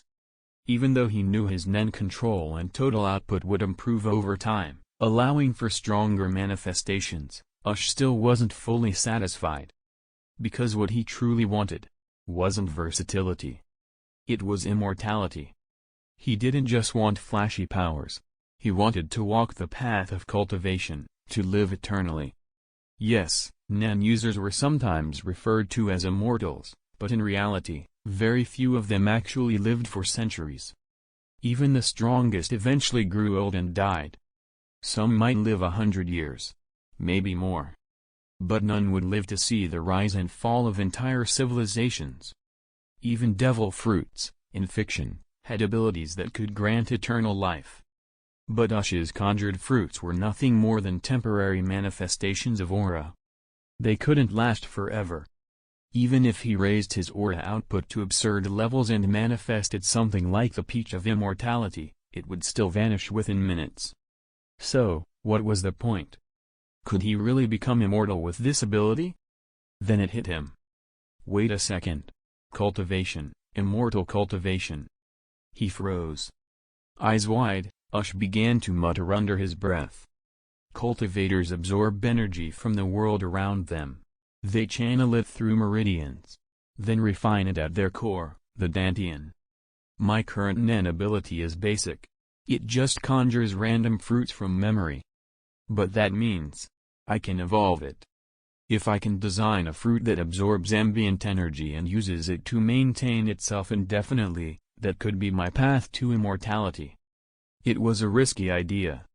But if it worked, he might truly be able to create a fruit that allowed him to live forever in this world. Of course, it came with drawbacks. His fruit conjuring ability could only manifest one fruit at a time. If he ate another fruit while the first one was still active, the original would be overwritten. So, if he ever did create a fruit of immortality, he'd need to make sure nothing ever replaced it. To counter that, he'd need to upgrade his Hatsu, develop a secondary function that allowed for multiple fruit slots. If he could expand how many fruits he could maintain at once, the possibilities were endless. He could rotate through utility fruits, keep his core immortality fruit stable, and still wield versatile powers. It was a gamble. But Ush was willing to take that risk. Even if he failed, he'd gladly give up fruit versatility if it meant securing the foundation of immortality. After all, what good are dozens of powers if you're dead in 100 years? Still, developing a fruit that could absorb energy autonomously was no easy task. And there was another technical issue. Aura, Nen, is a form of life energy that's deeply bound to the user's will. Nen released by someone else cannot be absorbed casually, because it carries a foreign intent. Trying to take in another's aura could disrupt your own Hatsu, possibly even destroy it. That's why Nen users don't typically try to reclaim leaked aura unless it's uncharged or ambient. Even unused Nen slowly dissipates over time, so most fighters simply use their excess aura during downtime to passively train and condition their bodies. That way, it doesn't go to waste. Ush understood this. So if he wanted to develop a fruit that absorbs energy, it would likely have to draw from living creatures without Nen, animals, plants, or unawakened humans. That was still possible, but trickier. Despite the challenges, Ush wasn't discouraged. "I'll make it work," he muttered. He grabbed a pen and paper and started sketching designs for his next Hatsu evolution. The energy-absorbing fruit. This would be the first step on the road to eternal life. And if he messed it up, all his ideas, everything, would fall apart. He had to get it right. Chapter 16. Life energy can only exist outside the body for a very short time, making it nearly impossible to absorb from a distance. Because of this, Ush could only choose to absorb it at close range. But close-range absorption was limited. There simply weren't enough living beings nearby to provide much life energy. Thinking about this gave Ush a headache. While Ush was busy developing his Nen ability, Dog and Mouse had already dealt with the humiliating mess left by the Grey Rat gang. Now, even the remaining members of the Grey Rats had been brought in and were already discussing a name change for the gang.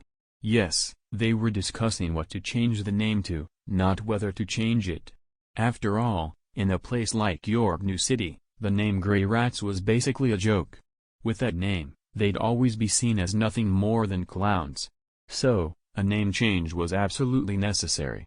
And as for Ush, no one brought him up. Dog didn't want to mention him, and neither did the others. Mostly out of fear, none of them wanted to risk getting their heads blown off for no reason. Still, despite their cautiousness, the crew was actually pretty excited. Having someone so powerful behind the gang meant they had a real shot at becoming a world-renowned crime syndicate. No one doubted it. Anyone who'd seen that red-haired guy get half his head blown off in one hit wouldn't question it. And that red-haired guy hadn't even been afraid of bullets. Someone that fearless was still taken out in an instant by the powerhouse backing them. How strong must that person be? With that kind of confidence backing them, the guys Underdog and Mouse were unusually hyped and energetic during the naming discussion. One suggested Exploding Sky Gang. Another offered Sky Gang. It was like everyone was determined to pick a name that screamed trouble. In the end, though, Dog rejected all those names. Instead, he came up with a surprisingly understated choice, Meteorite Gang. Well, maybe not so understated after all. When Ush heard the name his brother-in-law had come up with, his brain practically short-circuited. He decided it was best to just ignore the whole thing. While Ush focused on developing his Nen ability, Dog worked on organizing the gang, and Ush's parents were busy expanding the family hotel. Meanwhile, the Green Snake Gang, having just lost one of their top members, was in a very dark mood. The boss of the Green Snakes sat slumped on his exclusive couch, head bowed and face clouded with gloom. Time flew by, and in the blink of an eye, another week had passed. During that time, Ush's brother-in-law's Meteorite Gang had grown rapidly, expanding their territory far beyond their previous boundaries. The purchase of a new home for the family had finally been finalized, and now they were choosing the interior design and decoration. Ush was aware of all this, but didn't get too involved. Not that he didn't care, more like, even if he wanted to get involved, his parents and brother-in-law wouldn't let him. So for the most part, Ush concentrated on developing his Nen ability. In fact, he even took a week off from school just to focus. The week before had already been a scheduled school holiday. But now that he'd taken additional time off, people in Yorknew started to notice. Some of those who had a close relationship with him also took notice and began asking questions. Ush, however, remained completely unaware, and even if he had known, he wouldn't have cared. He was determined to keep developing his Nen ability. And finally, after all his effort, he succeeded. Nen ability, Miracle Fruit. Ush can use his aura to condense a core, which then randomly manifests a fruit that he has an impression of in his mind. The strength of the fruit depends on the amount of aura used, and only one fruit can exist at a time. The fruit will automatically absorb nearby life energy to fuel its power, but only through direct contact, whether it's in fruit form or ability form. The fruit's effects vary by season. In spring, 2 can exist at once, in summer, up to 5, in autumn, 2, and in winter, only 1. If a manifested fruit isn't eaten, it will continue to drain aura based on how many are active. This was the Nen ability Ush had finally created for himself. It was clear that he was moving in the direction of cultivating something close to immortality. He had set so many conditions, and eventually evolved the ability from a single condition into 4. The third condition originally wouldn't have worked, but after Ush added the fourth, it became viable.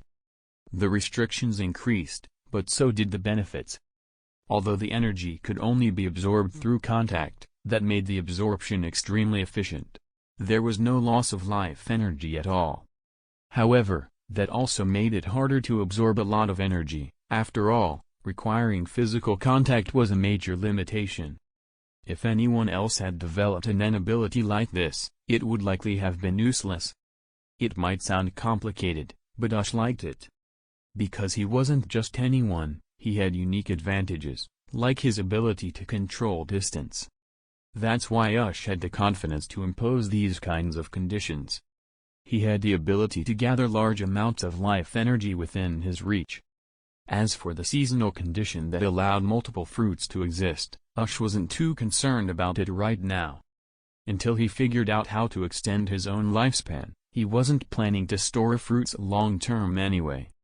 So for now, those 2 conditions were essentially on hold. At this point, Ush's Nen ability was complete. There might be future upgrades, but that was for later. For now, this was more than enough for him. Sigh. If I hadn't been so stubborn about wanting a mystical Nen ability, I wouldn't have designed so many conditions, Ush thought, feeling the changes inside his body and letting out a helpless sigh. Chapter 17. Forget it, so be it. Even if there's a restriction, as long as I can live in harmony with the world, it's basically the same as having no restriction at all. Ush lightly shook his head, letting go of the issue. Without further hesitation, Ush began manifesting the miracle fruits again. He didn't want to reveal his true, mystical fruit ability to outsiders. So, his plan was to summon a miracle fruit and use that ability as a smokescreen to mislead others. After all, the fruit would autonomously absorb life energy as its power source, so there was no need to worry about exhausting his own mental energy.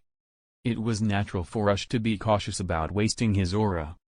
Compared to cultivators who practice true Qi, those who train with the spiritual energy of the world, Nen users were honestly at a disadvantage. A practitioner of true Qi could, in theory, live forever as long as the world still had spiritual energy. Once they broke through the bottlenecks, immortality was attainable, and their methods were freely cultivated. But Nen users relied on the life energy of other living beings. That meant they weren't particularly demanding when it came to the environment, but their abilities were limited. Most could only develop a single Hatsu, or maybe a few. And if your Hatsu had nothing to do with lifespan, immortality was basically out of the question. Whether one path was better than the other really depended on personal belief, whether one sought power or wisdom. Ush had once wanted to practice true Qi as well. But the problem was, he didn't have any training manuals.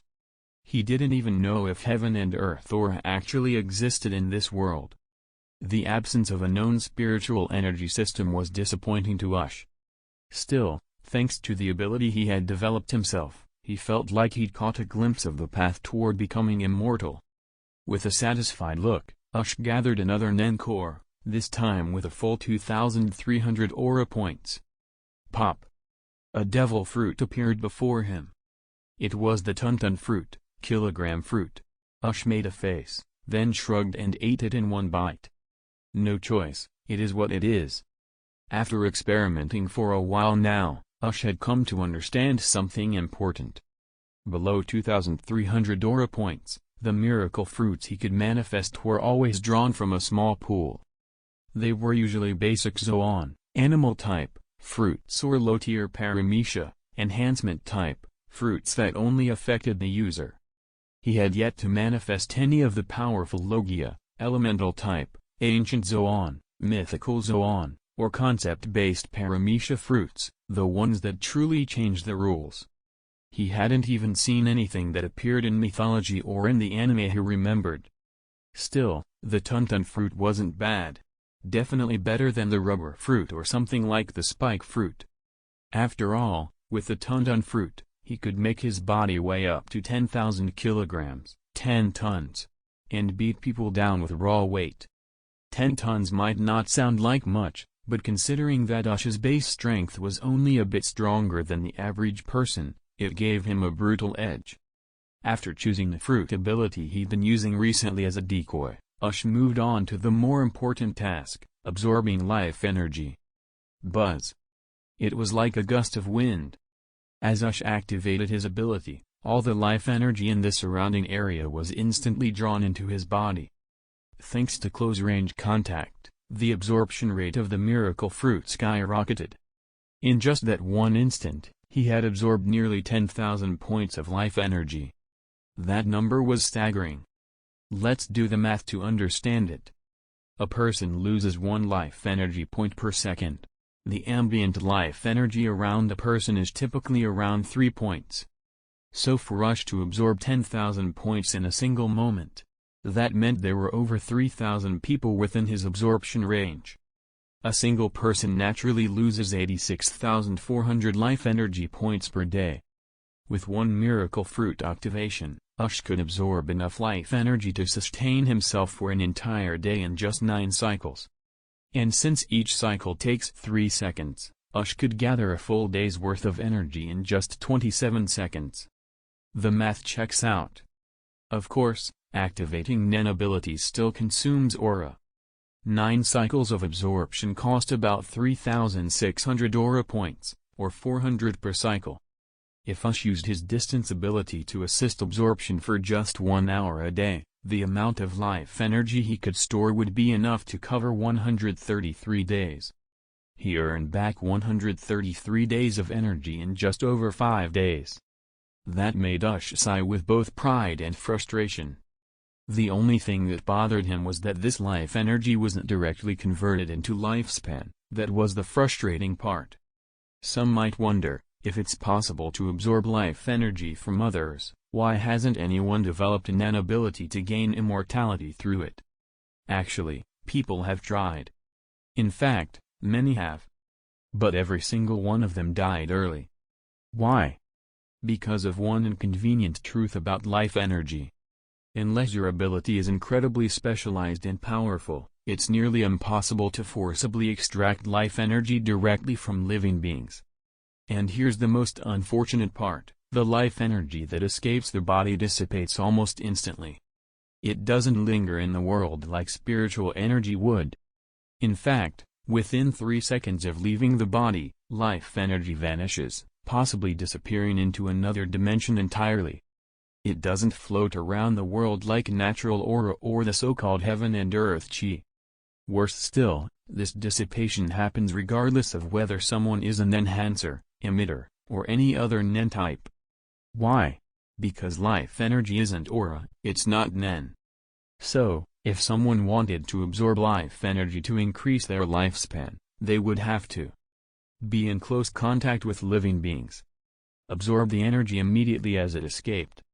Ush's miracle fruit had exactly that kind of effect. But even if someone else had a similar idea, there's no way most Nen users would ever design an ability that required contact to absorb life energy. And if they didn't use contact-based absorption, then their Hatsu would be far less effective. The further away the target was, the worse the absorption. And once the distance passed even 1 meter, it was basically impossible to absorb anything at all. Chapter 18. The funniest part about those who developed the ability to absorb life energy is that they were so focused on absorbing it, they neglected everything else. As a result, they couldn't properly train their Nen techniques or combat skills. So when a fight eventually broke out, if they couldn't escape, it was basically a death sentence. Because of this, after enough tragedies had occurred, Nen instructors began to give warnings. Don't be overly ambitious when you first start learning Nen. Ush, fortunately, didn't have this problem. Not only could he steadily absorb life energy, he also had the strength to raise his maximum aura and grow even stronger.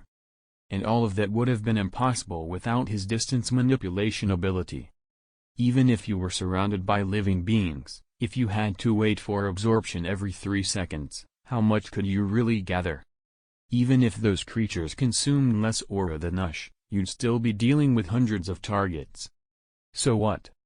After all that effort, the Nen user would absorb life energy from hundreds of living beings every 3 seconds, and end up with less than 1 point of actual gain. Yes, you read that right. Hundreds of living beings. Let's say 300. That's 900 points of life energy right there. Even subtracting your own consumption, you'd expect at least 500 points of gain. So why does it end up being less than 10? That's the core problem. The farther your absorption range, the worse the efficiency. Life energy loses potency the further it travels, and much of it is lost during absorption. Worse still, many Nen users create wide-range absorption abilities, which spreads the effect too thin. The result is terrible efficiency, and massive losses. Even someone strong would only recover 1 aura point every 3 seconds. And even if someone limited their Hatsu to contact-based absorption, how many creatures could they realistically come into contact with? If the creatures were too small, they'd offer very little life energy. Let's say the user maxes out and gains 10 points every 3 seconds. To reach the daily total of 86,400 life energy, they'd have to absorb 8,640 times. At 1 absorption every 3 seconds, That's 7.2 hours of continuous absorption. And that's the absolute minimum. Factor in meals, hygiene, etc., and it'd take at least 10 hours daily.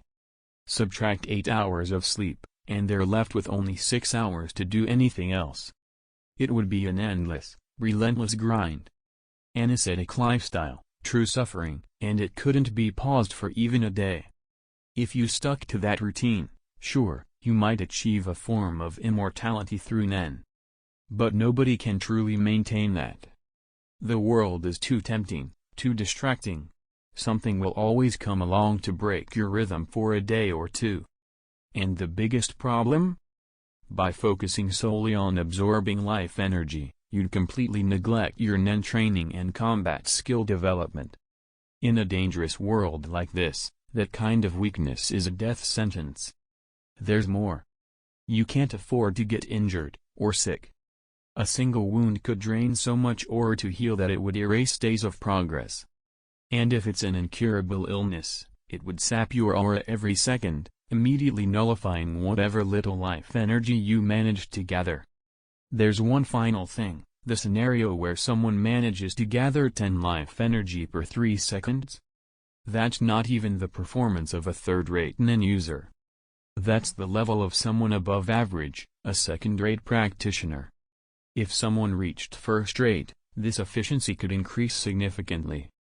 But that's the catch, most people who aim for immortality through life energy never even get there. They develop their Hatsu and immediately dive into absorbing energy like it's all that matters. The truth is, if they didn't focus on life energy, and instead focused on building a strong body and refined Nen techniques, they'd already have long lives. Look at Chairman Netero. If he hadn't fought Miryuum, he probably could have lived well past 200. Or Bisky, she maintained her body with Nen to the point that Ush wouldn't be surprised if she surpassed 300 years. She's 57 and still looks like a little girl. That's how powerful her body maintenance ability is. So, unless you have extremely specialized Nen abilities, pursuing immortality through life energy absorption is a foolish path. Unless, of course, you plan to completely step away from the world of Nen users and live like an ordinary person.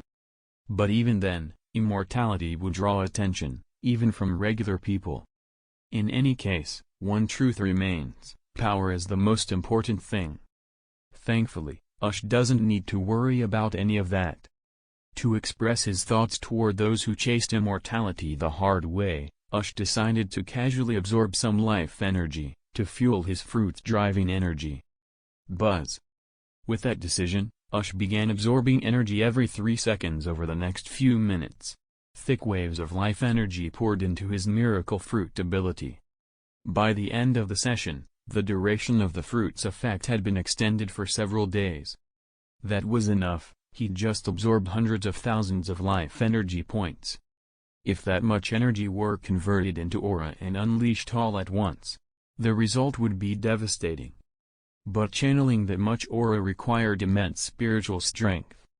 Right now, Ush still couldn't do that. His current best burst output was only 2,300 aura points, that's all his second-rate ability could handle. Still, reaching this level in just 2 weeks? That made him a prodigy. Compared to the pace of Gon and Killua, Ush was advancing much faster. But he knew why. It wasn't talent alone, it was because he had lived 2 lives, and his spiritual power was far beyond that of an ordinary person. Chapter 19. Ush estimated that once he reached the later stages of his cultivation, his speed of progress would start to slow down. He understood this clearly, because he realized he didn't have any proper cultivation methods or techniques to rely on.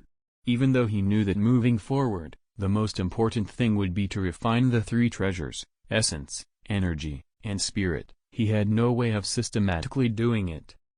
Mastering the 3 treasures would allow him to advance much faster. To put it simply, he needed to strengthen his body, deepen his aura reserves, and elevate his spiritual power. Spiritual power could be considered the strength of the soul, or in other words, soul cultivation. That all sounded good in theory. But for someone like Ush, who didn't know any training methods or techniques, Trying to achieve that through pure self-exploration would be far too time-consuming. In this world, if you don't even know a proper method for training nen, it's almost impossible to become a true master. That's why Ush had to obtain a full set of nen training techniques, no matter what. Honestly, there had to be several such systems in the world of Hunter x Hunter. After all, Hunter x Hunter was just an anime. How could a single story possibly depict an entire world in complete detail?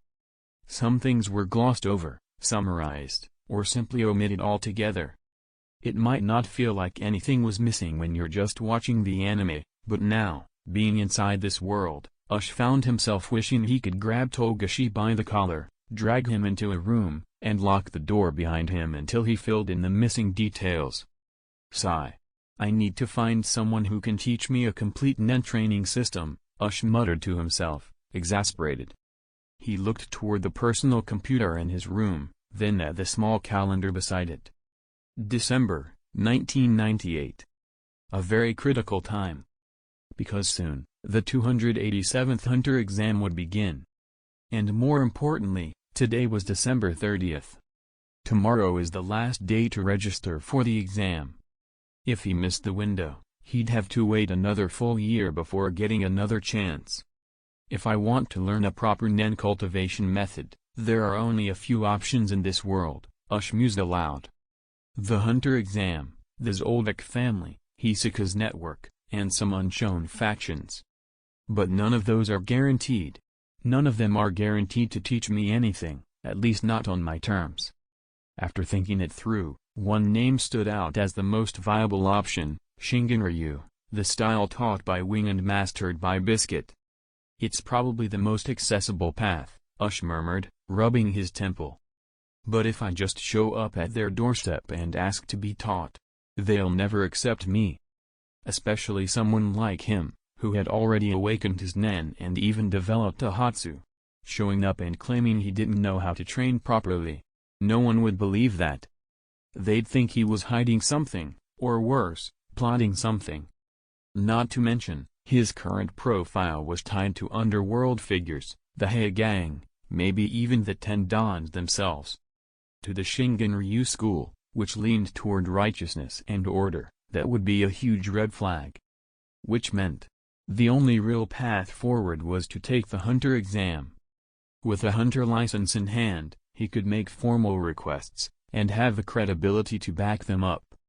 Having made up his mind, Ush didn't hesitate. He sat down at his computer, opened the Hunter Association website, filled in his personal information, and registered for the 287th Hunter exam. After completing his registration, Ush leaned back and muttered to himself for a moment before shutting the computer off. Then, he got back to training, continuing to work on synchronizing his Tuntun fruit, kilogram fruit, with his distance ability. Since awakening nen, Ush had noticed something interesting. When he used his distance ability, there weren't any noticeable nen fluctuations. At least, not any that he could perceive. Maybe there were fluctuations, but they were so faint, Ush couldn't detect them himself. That meant he could combine the Tuntun fruit and the distance ability without drawing attention, making it an excellent way to mislead other nen users. He spent the whole afternoon training in this combo, and honestly, it was so satisfying it became a bit addicting. That evening, over dinner, Ush finally brought it up. "I've decided," he said casually. "I'm going to participate in this year's Hunter exam." "What?" His parents' voices rang out in perfect unison, full of shock and anger. It was obvious they were both confused and upset. They had always hoped Ush would become a scholar, not a hunter who risked his life chasing danger around the world. Sure, hunters had status, wealth, and power, but they also faced extreme danger, especially during the exam. As ordinary parents, how could they possibly approve of such a decision? Every year, millions of people signed up for the Hunter exam. And how many passed? In the last 3 years alone, not a single hunter had been selected. And the number of deaths? Tens of thousands. No. Absolutely not. Ush's father slammed his hand on the table. I won't allow you to throw your life away for this nonsense. Focus on your studies. Stop chasing these stupid ideas." Even Ush's mother, who normally supported him, had nothing to say in his defense. This time, she stood firmly on his father's side. Faced with their anger, Ush quickly raised his hands and tried to explain. Wait, listen to me first," he pleaded. "I'm not stupid, I know how dangerous the hunter exam is. But I'm not doing this blindly, I've made up my mind, and I'm ready for it." As he spoke, Ush reached for the edge of the dining table, and with a single controlled motion, enhanced by Nen, he lifted the table flat off the ground with ease. It was a small demonstration, but a powerful one. A clear message: he was no ordinary boy anymore. His father, who had just been about to shout at him again, froze mid-motion. His eyes widened. Seeing Ush holding the table as if it weighed nothing, he was stunned silent. Chapter 20. Papa Ush looked down at the floating table in disbelief. He even reached out to press down on it himself, just to check if it was real. Dad, please don't push it like that." Ush quickly and carefully lowered the table back to the ground. Then, under his stunned parents' gaze, he picked up a metal soup spoon, and, empowered by Nen and the tantan fruit, crushed it into a twisted lump like it was made of clay. The force he demonstrated was so intense that Ush's parents couldn't help but swallow nervously, staring at their son in shock and awe. Just as Ush was finally convincing his parents. In a mansion not too far away, a blue-haired girl was walking home from school, visibly frustrated. "Miss, didn't see young Master Ush again today?" A purple-haired maid greeted her with a knowing smile. Though she phrased it like a question, her tone carried a sense of certainty. Clearly, this wasn't the first time this had happened. But while she spoke, she didn't notice the man with a forked hairstyle walking behind the blue-haired girl. His gaze was cold and calculating as it landed on the maid. "Ugh! Ush is so infuriating, Arisha." The blue-haired girl pouted, cheeks puffed in frustration. "He took a whole week off, and he didn't even show up today." The maid, Arisha, covered her mouth and chuckled softly at her young mistress's tantrum. At moments like these, Nyon really did seem like a normal teenage girl, not the strange, ominous girl who once had a fascination with death and fate. "Miss Nyon, today was Master Ush's last day of vacation," Arisha said with a light smile. "He'll be back in class tomorrow." "Great. This time I'm gonna corner him for real," Nyon declared, her eyes gleaming with playful determination. Yes, Nyon knows her.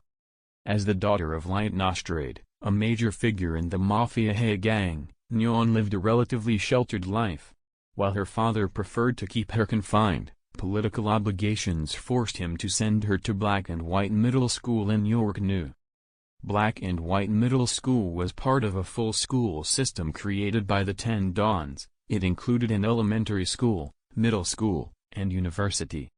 Of course the 10 Dons wouldn't start just one school, they built a whole educational pipeline to groom young talents within the underworld. In the early days, back when the Nostrade family was still small and Light was just a local boss, he had worked hard to get Nyon into Black and White Elementary School to boost his standing. At the time, Nyon was withdrawn and frequently bullied. It was Ush who stood up for her, putting an end to the bullying. After that, Nyon had clung to him like a shadow. From that moment on, the two became close friends. Even after her Nen awakened and the Nostrade family gained more power, Nyon continued to insist on attending the same school, and even the same class and desk partner, as Ush. At first, Ush, before regaining his memories, thought nothing of it. He simply assumed he had gained a loyal friend.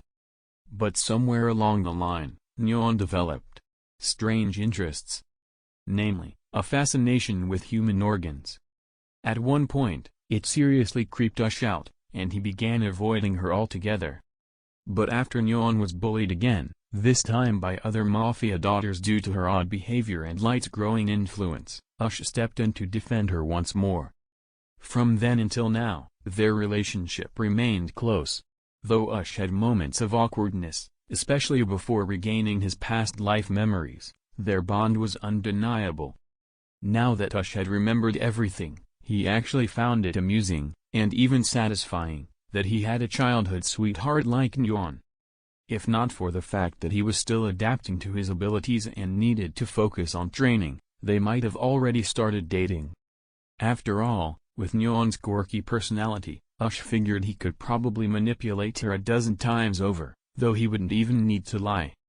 As for why Ush could maintain this connection with Nyeon and not get into trouble with the rest of the Hae gang, it was because the Tendons themselves saw potential in him. Ever since childhood, Ush had shown extraordinary talent. The upper brass viewed him as a future asset, possibly even a future leader. If it weren't for the newly formed skinhead gang, no one would have dared to mess with him. After all, he was practically branded as part of the Hae gang's elite, and heir to the next generation of leadership. So yes, the skinhead gang was either ignorant or incredibly reckless. If Red Snake, the red-haired thug who was killed, had known Ush was behind the Grey Rats, he would have never dared to act so arrogantly. But he didn't know. Miss Nyeon, something terrible. I just found out, young Master Ush signed up for the hunter exam. Skuvara, another maid, burst into the room shouting in panic, snapping Nyeon from her daydreams of catching Ush tomorrow. The reactions in the room varied instantly. Some were shocked. Some were confused. Some were outright anxious. And one person was thrilled. That person was Daeso, one of the Nostrade family bodyguards.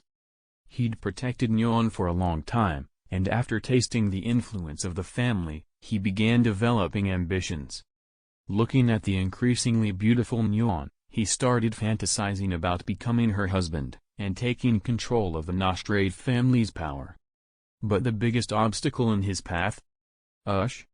Ush, who clearly held Nyeon's affection. Ush, who everyone seemed to favor.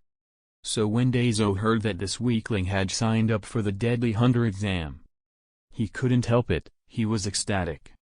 In fact, in his heart, he was already hoping Ush wouldn't make it back alive. I'm going to, Nyeon declared without hesitation, her tone bright and cheerful. What? No, miss. The hunter exam is far too dangerous, Arisha cried out in alarm.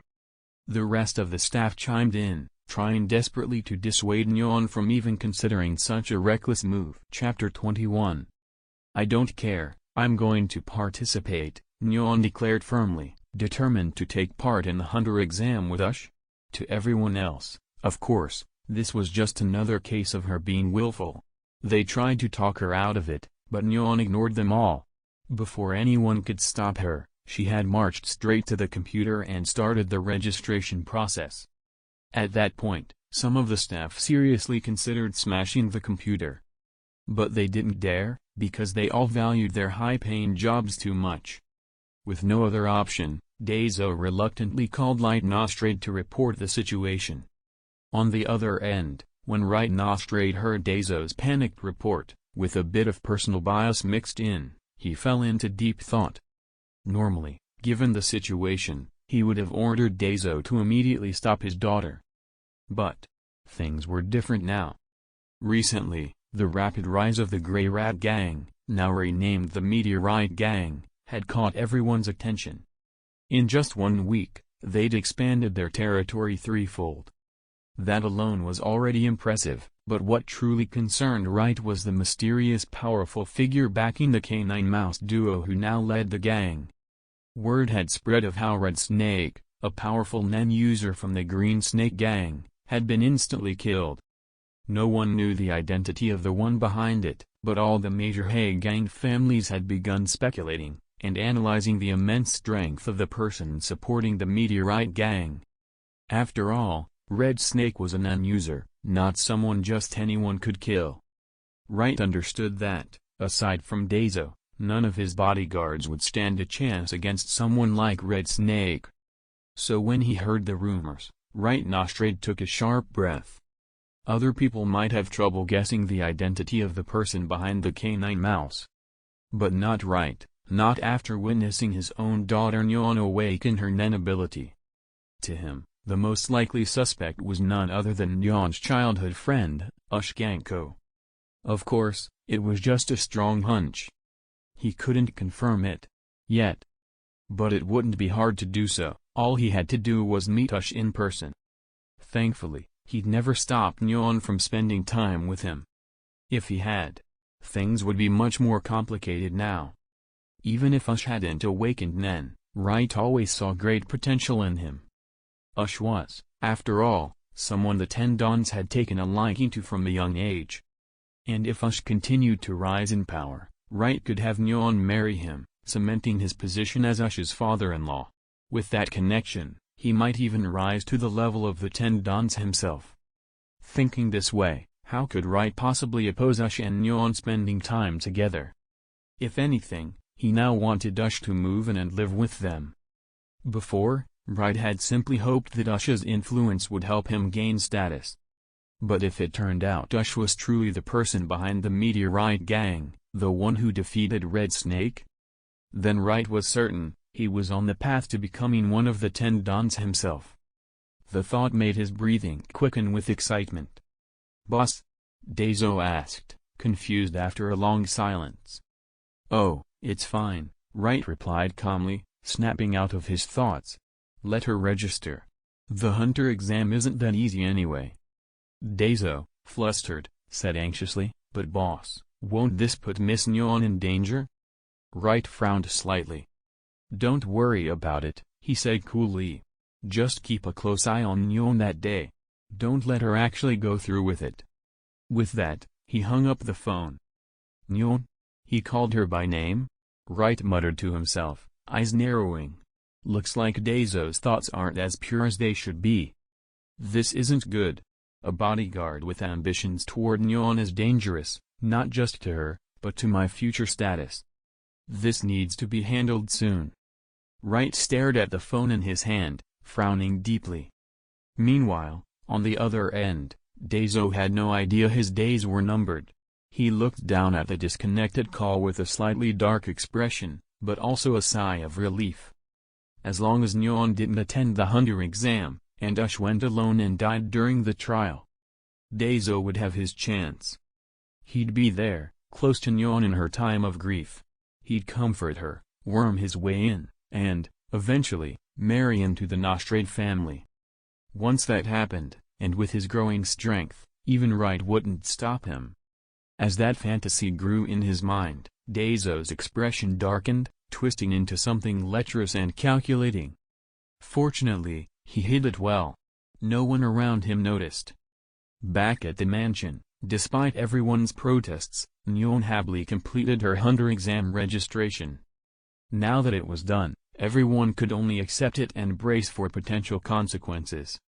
Thankfully, Daeso passed along Wright's instructions, which reassured the staff. "Eh? Daddy's coming tomorrow?" Nyeon exclaimed, suddenly excited after getting off the phone. "Awesome. Wait, what? You want to meet Ush?" Okay. I'll definitely bring him to see you tomorrow." "You already know I registered?" "Ugh. That's so annoying, they told you right after I signed up." "Ugh." Her cheerful expression puffed into a pout as frustration filled her face. Arisha and the other maid wisely kept quiet. They knew better than to say anything at a time like this. If they spoke up now, they might get caught in one of Nyeon's famous item-throwing tantrums. Luckily, Ush had helped tame this bad habit over the years. Otherwise, they'd definitely be dodging plates tonight. The two maids let out quiet sighs of relief. Time passed slowly. Aside from Daeso, whose mood soured knowing Wright planned to invite Ush for a visit, everyone else felt a bit more at ease. Even Nyeon. Although she'd been scolded by her father, the thought of introducing Ush to him filled her with joy. "Hee Arisha, I'm hungry," Nyeon said sweetly after hanging up the call. "Yes, miss. Dinner is ready. Please come to the dining room," Arisha replied with a graceful bow and a gentle smile. And so, amid cheerful chatter and quiet plotting, the day came to an end. Chapter 22. Early the next morning, Ush woke up, got ready, ate breakfast, and headed out. The holidays were over, and Ush planned to attend class for a few days before taking another leave to prepare for the Hunter exam. As soon as he arrived at Black and White Middle School, he ran into a few classmates. Greeting them politely, he made his way to his classroom. In this class, there wasn't a single student who dared to pick a fight with Ush. Why? Because they knew better.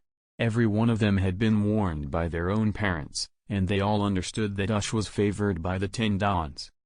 Sure, he was just a student now, but in a few years, Ush could very well be one of their direct superiors.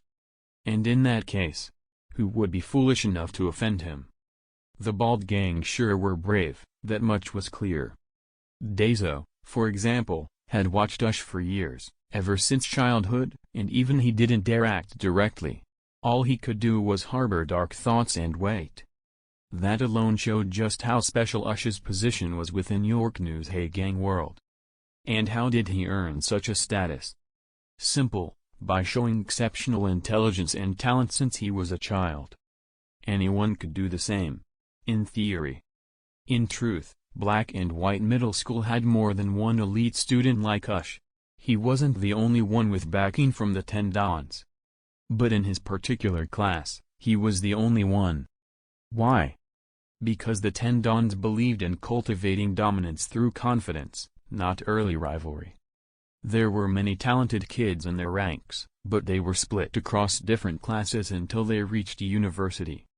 At that point, they'd all be grouped together, and their lifelong competition would begin. Right now, Ush was still in the phase of building his mindset and beliefs. Had he not regained the memories of his past life, he probably would have ranked somewhere in the top 10 among his peers. But now? With his identity as a reincarnated person solidified, his conviction was unrivaled.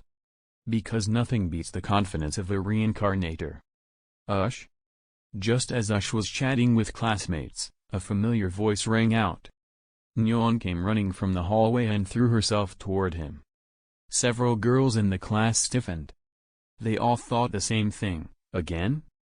But none of them dared say anything. Not anymore.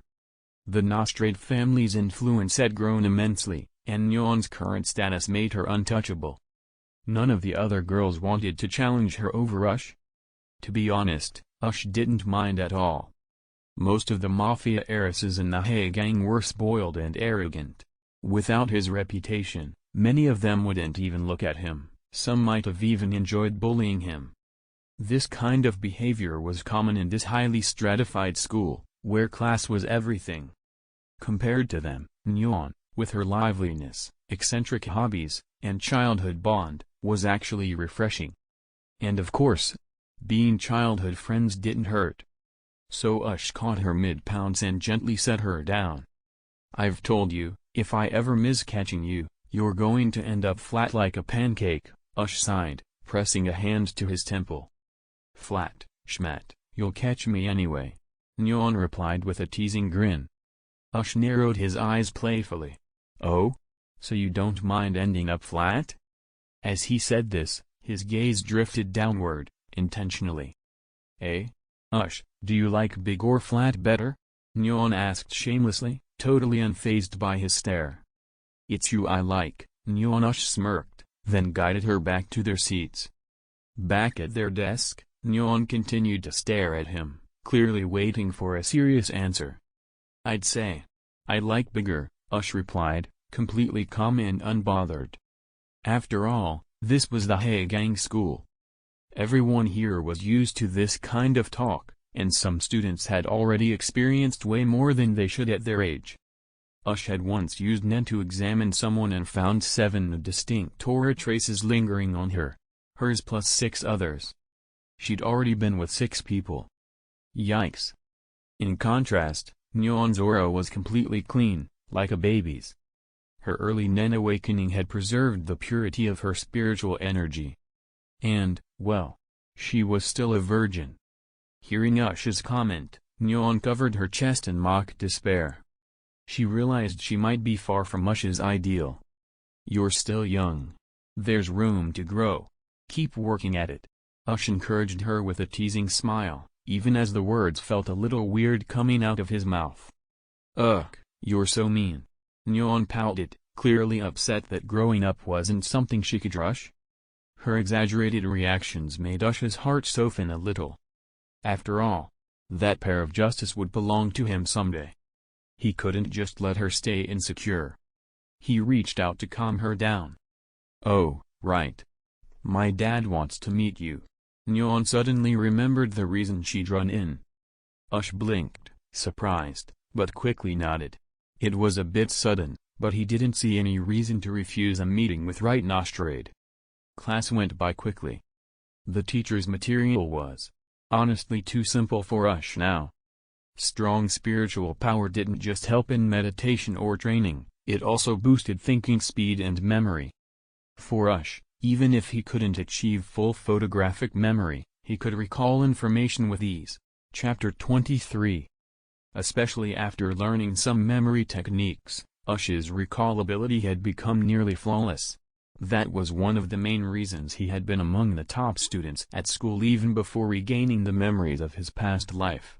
His overall performance and learning ability were excellent, which made picking up new skills faster and easier.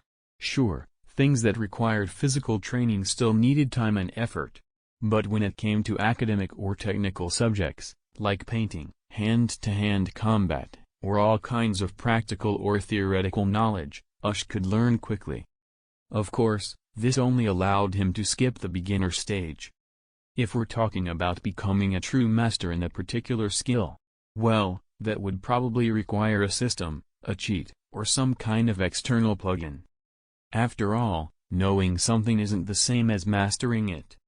For example, recently Ush had been studying various martial arts and anatomy.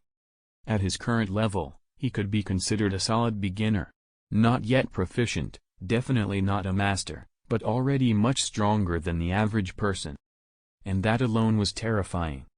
Because it had taken him less than 3 hours to reach a point where he could apply those techniques in a real fight. Time flew by, and school was soon over. Since he had promised Nyeon he'd visit her home, Ush called his parents, got permission, and then followed Nyeon to the waiting car. As soon as they got in the back seat together, Daeso, who had expected to be sitting there himself, glared at Ush with open hostility. In his heart, killing intent. It was so obvious that there was no way Ush wouldn't notice it. Following the trail of that intent, Ush easily traced it back to Daeso, who was now seated in the front passenger seat. And it hadn't faded, it was steadily increasing, wave by wave. This guy. Ush narrowed his eyes. Daeso, the head of Nyeon's bodyguard detail. He wants to kill me? What's going on here? Thinking it over, Ush suddenly had an idea. A smirk tugged at the corner of his mouth. Ah. So that's what this is about. He glanced up at Daeso in the front seat and then turned back to Nyeon, continuing to chat and laugh with her like nothing was happening. Meanwhile, the killing intent intensified. Ush ignored it, kept up the act with Nyeon, but beneath his smile, a cold gleam flickered in his eyes. Daeso is dead. Even if Ush didn't kill him himself, there was no way he'd allow a guy who openly lusted after Nyeon to remain by her side. I wonder how Right plans to explain this mess, Ush thought. But really, any bodyguard dumb enough to show killing intent towards someone as high level as Ush without even understanding his strength? That wasn't someone worth employing anyway. From Right's perspective, this might actually be a small problem. Thinking that, Ush didn't hold back at all. He leaned in closer to Nyeon, placed his hand casually on her shoulder, and whispered to her playfully. That little gesture made Daeso's killing intent surge again. Why is it suddenly so cold? Nyeon asked, frowning. Daeso stiffened and hurried to rein in his aura, forcing himself to suppress the bloodlust. The AC is set to 26 degrees Celsius, miss.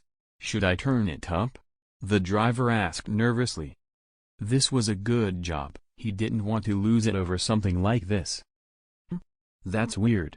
Now it doesn't feel cold anymore. Nyeon looked around, puzzled, as if wondering whether she'd imagined it. Ush chuckled and nodded at the driver. It's fine. Just keep your eyes on the road. Yes, Master Ush, the driver said quickly, relieved.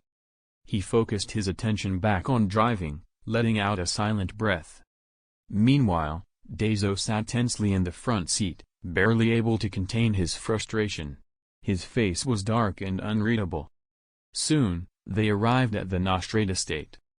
As they stepped out of the car, Ush and Nyon spotted Light Nostrate himself waiting at the entrance to the compound. "Dad!" Nyon called out joyfully, running up to him. "Slow down, sweetie. Don't trip," Wright said with a warm smile.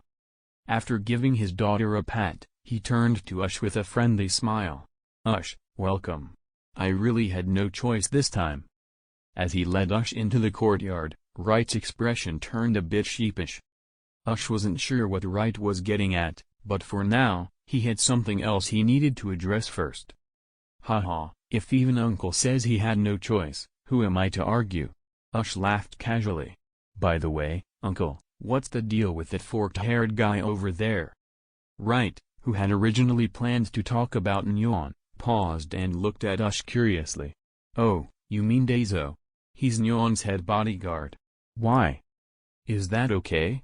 Ush asked directly, skipping any pretense. Wright blinked. "Why, did he do something?" He glanced back toward Daiso, who looked awkwardly stiff. "It's not a big deal," Ush said with a smile. "But since I got in the car, that guy's been radiating killing intent at me." "What?" Ush's tone was casual, but the words hit Wright, Nyon, and Daiso like a thunderclap. What?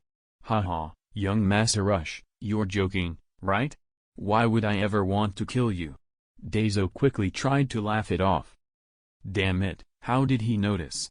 I was sure I hid it well. But Ush just looked at him with a pitying expression. If you're going to pretend, you might want to work on hiding your malice a little better. He might as well have said, I can use Gyo too, you know. Daiso, also an unuser, immediately understood the meaning behind those words. Panic flashed in his eyes as he hastily gathered his aura and focused it into his eyes, attempting to activate Gyo. But Daiso's aura control wasn't great, he struggled to channel his nen. It took him several seconds just to gather enough energy to perform even a basic condensation. Gyo. Chapter 24. Daiso's level was honestly below that of even Gon. It was clear he had some strength, but it was extremely limited. Then again, that made sense, not everyone could be a genius. And after becoming a bodyguard, Daiso barely had time to train his nen properly. Looking at the subtle aura hidden around Ush's body, Daiso realized that he was facing someone of the same kind. Still. Go to hell. Daiso made the first move, deciding to strike before anyone could react. He wasn't even thinking about the consequences. Even if the Hay gang came after him later, he didn't care. All he knew was, if he didn't kill Ush right now, he would die. A surprise attack offered the best chance. He didn't have his weapon on him, so he reinforced his fist with nen and charged. He was close, too close, and the others around him hadn't even processed what was happening yet. Daiso was sure this sneak attack would succeed. His fist flew through the air, heading straight for Ush's face. 1 centimeter. That's all that separated Daiso's punch from smashing into the bridge of Ush's nose. But then, it stopped. His fist froze, completely still in the air, just a hair's breadth away from Ush. No matter how much force Daiso put into his arm, his fist didn't move another millimeter. What the hell? Everyone who had been startled by Daiso's sudden attack now stared in confusion. Daiso's fist was just an inch from Ush's face, but it couldn't go any further, as though there were some invisible barrier between them. To outsiders, it looked like a dramatic standoff, but Ush wasn't even flinching. And Daiso's face twisted in horror. Ush raised an eyebrow mockingly. And then, boom. His right hand clenched into a fist, entered a Ken state, and slammed into Daiso's temple. A direct hit. The force of the punch traveled through Daiso's body like a shockwave.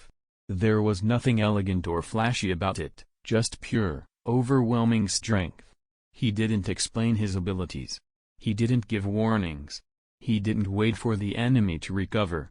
He wasn't like Gojo, who played with his enemies for dramatic effect or character building. Ush didn't need that. Boom. Daizo's body flew through the air like a ragdoll and crashed violently into the wall nearby, punching a massive hole through it. His body slid down with a thud, eyes wide and unblinking. Dead. He'd been defeated instantly, just like he had in the original Hunter x Hunter timeline, when Finks crushed him with a single blow. Ush clapped his hands together calmly. This confirmed something he had been thinking for a while.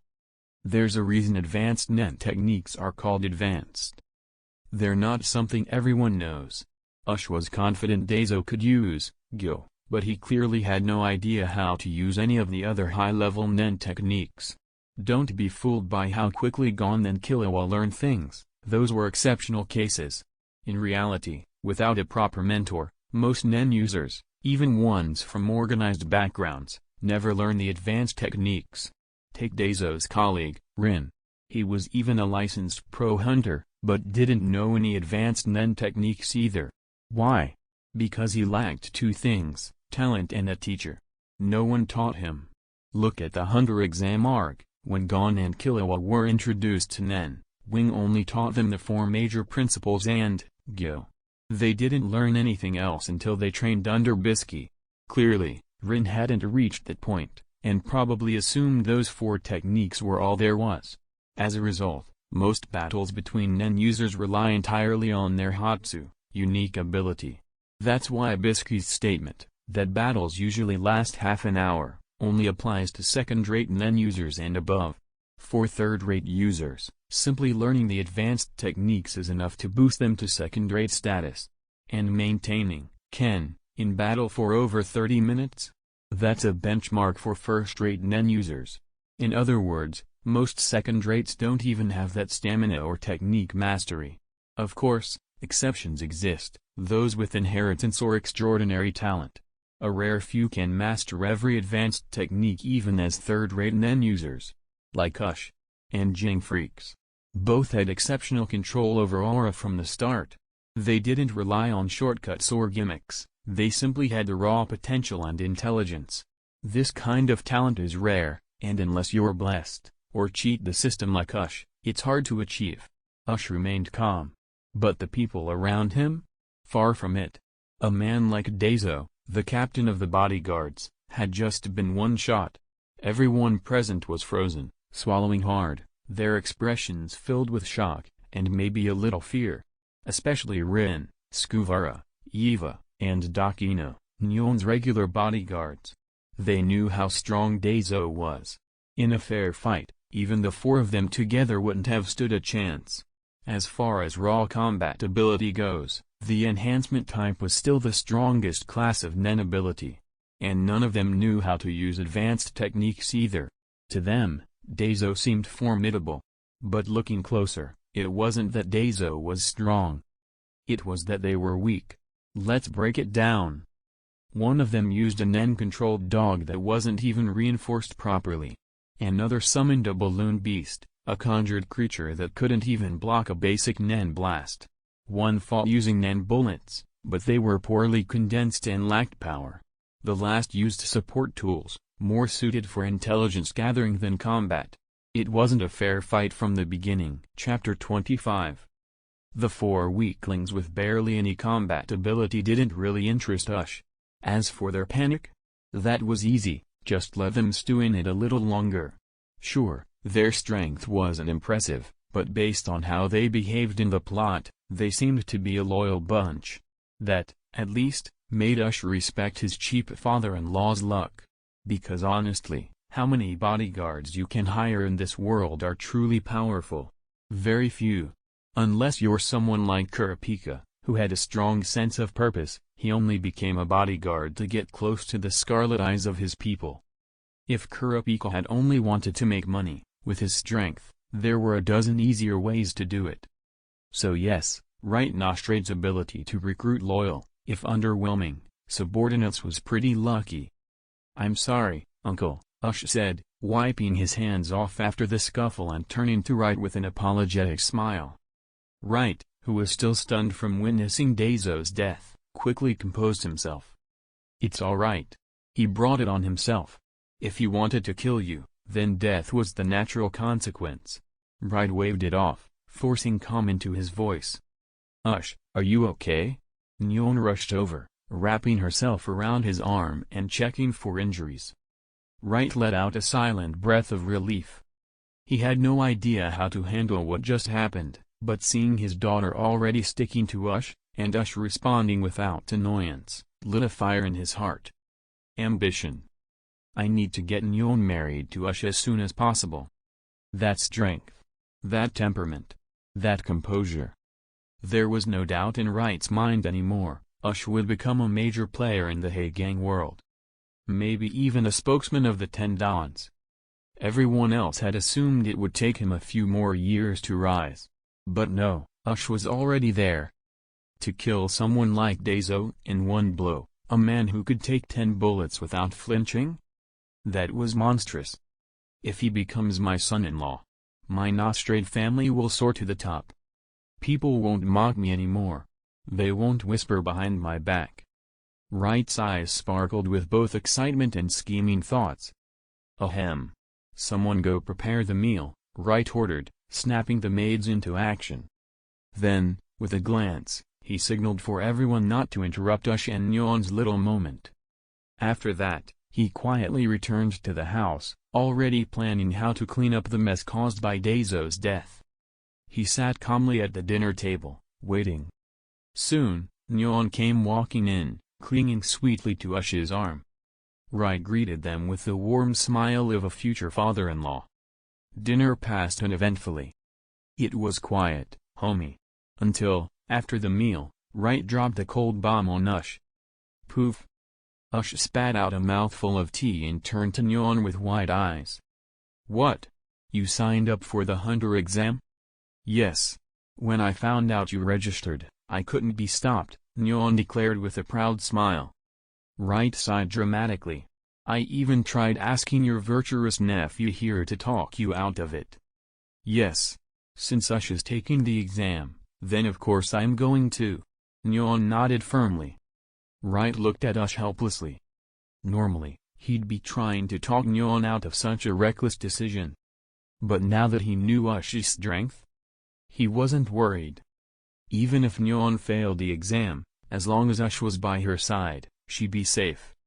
All right, Ush agreed after a moment. I'll keep an eye on her. He knew Nyeon's personality. If he stopped her, she'd just sneak off and do it anyway. Better she stick with him, then at least he could protect her.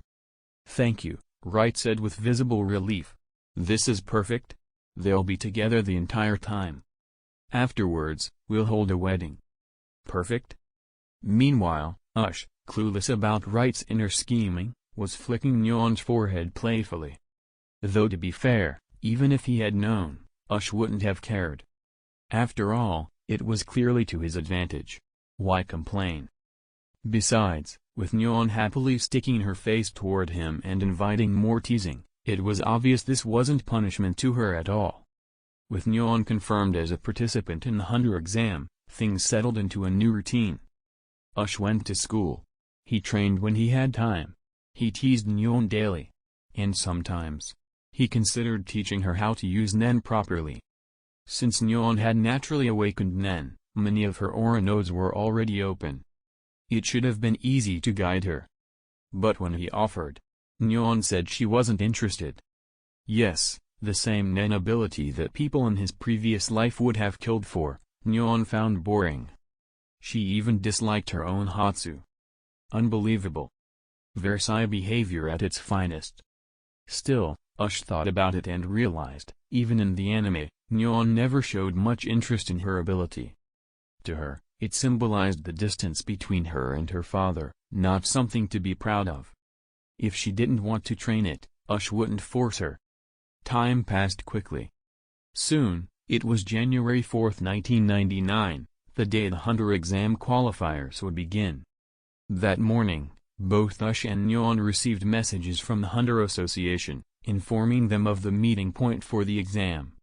Their destination, Kent City,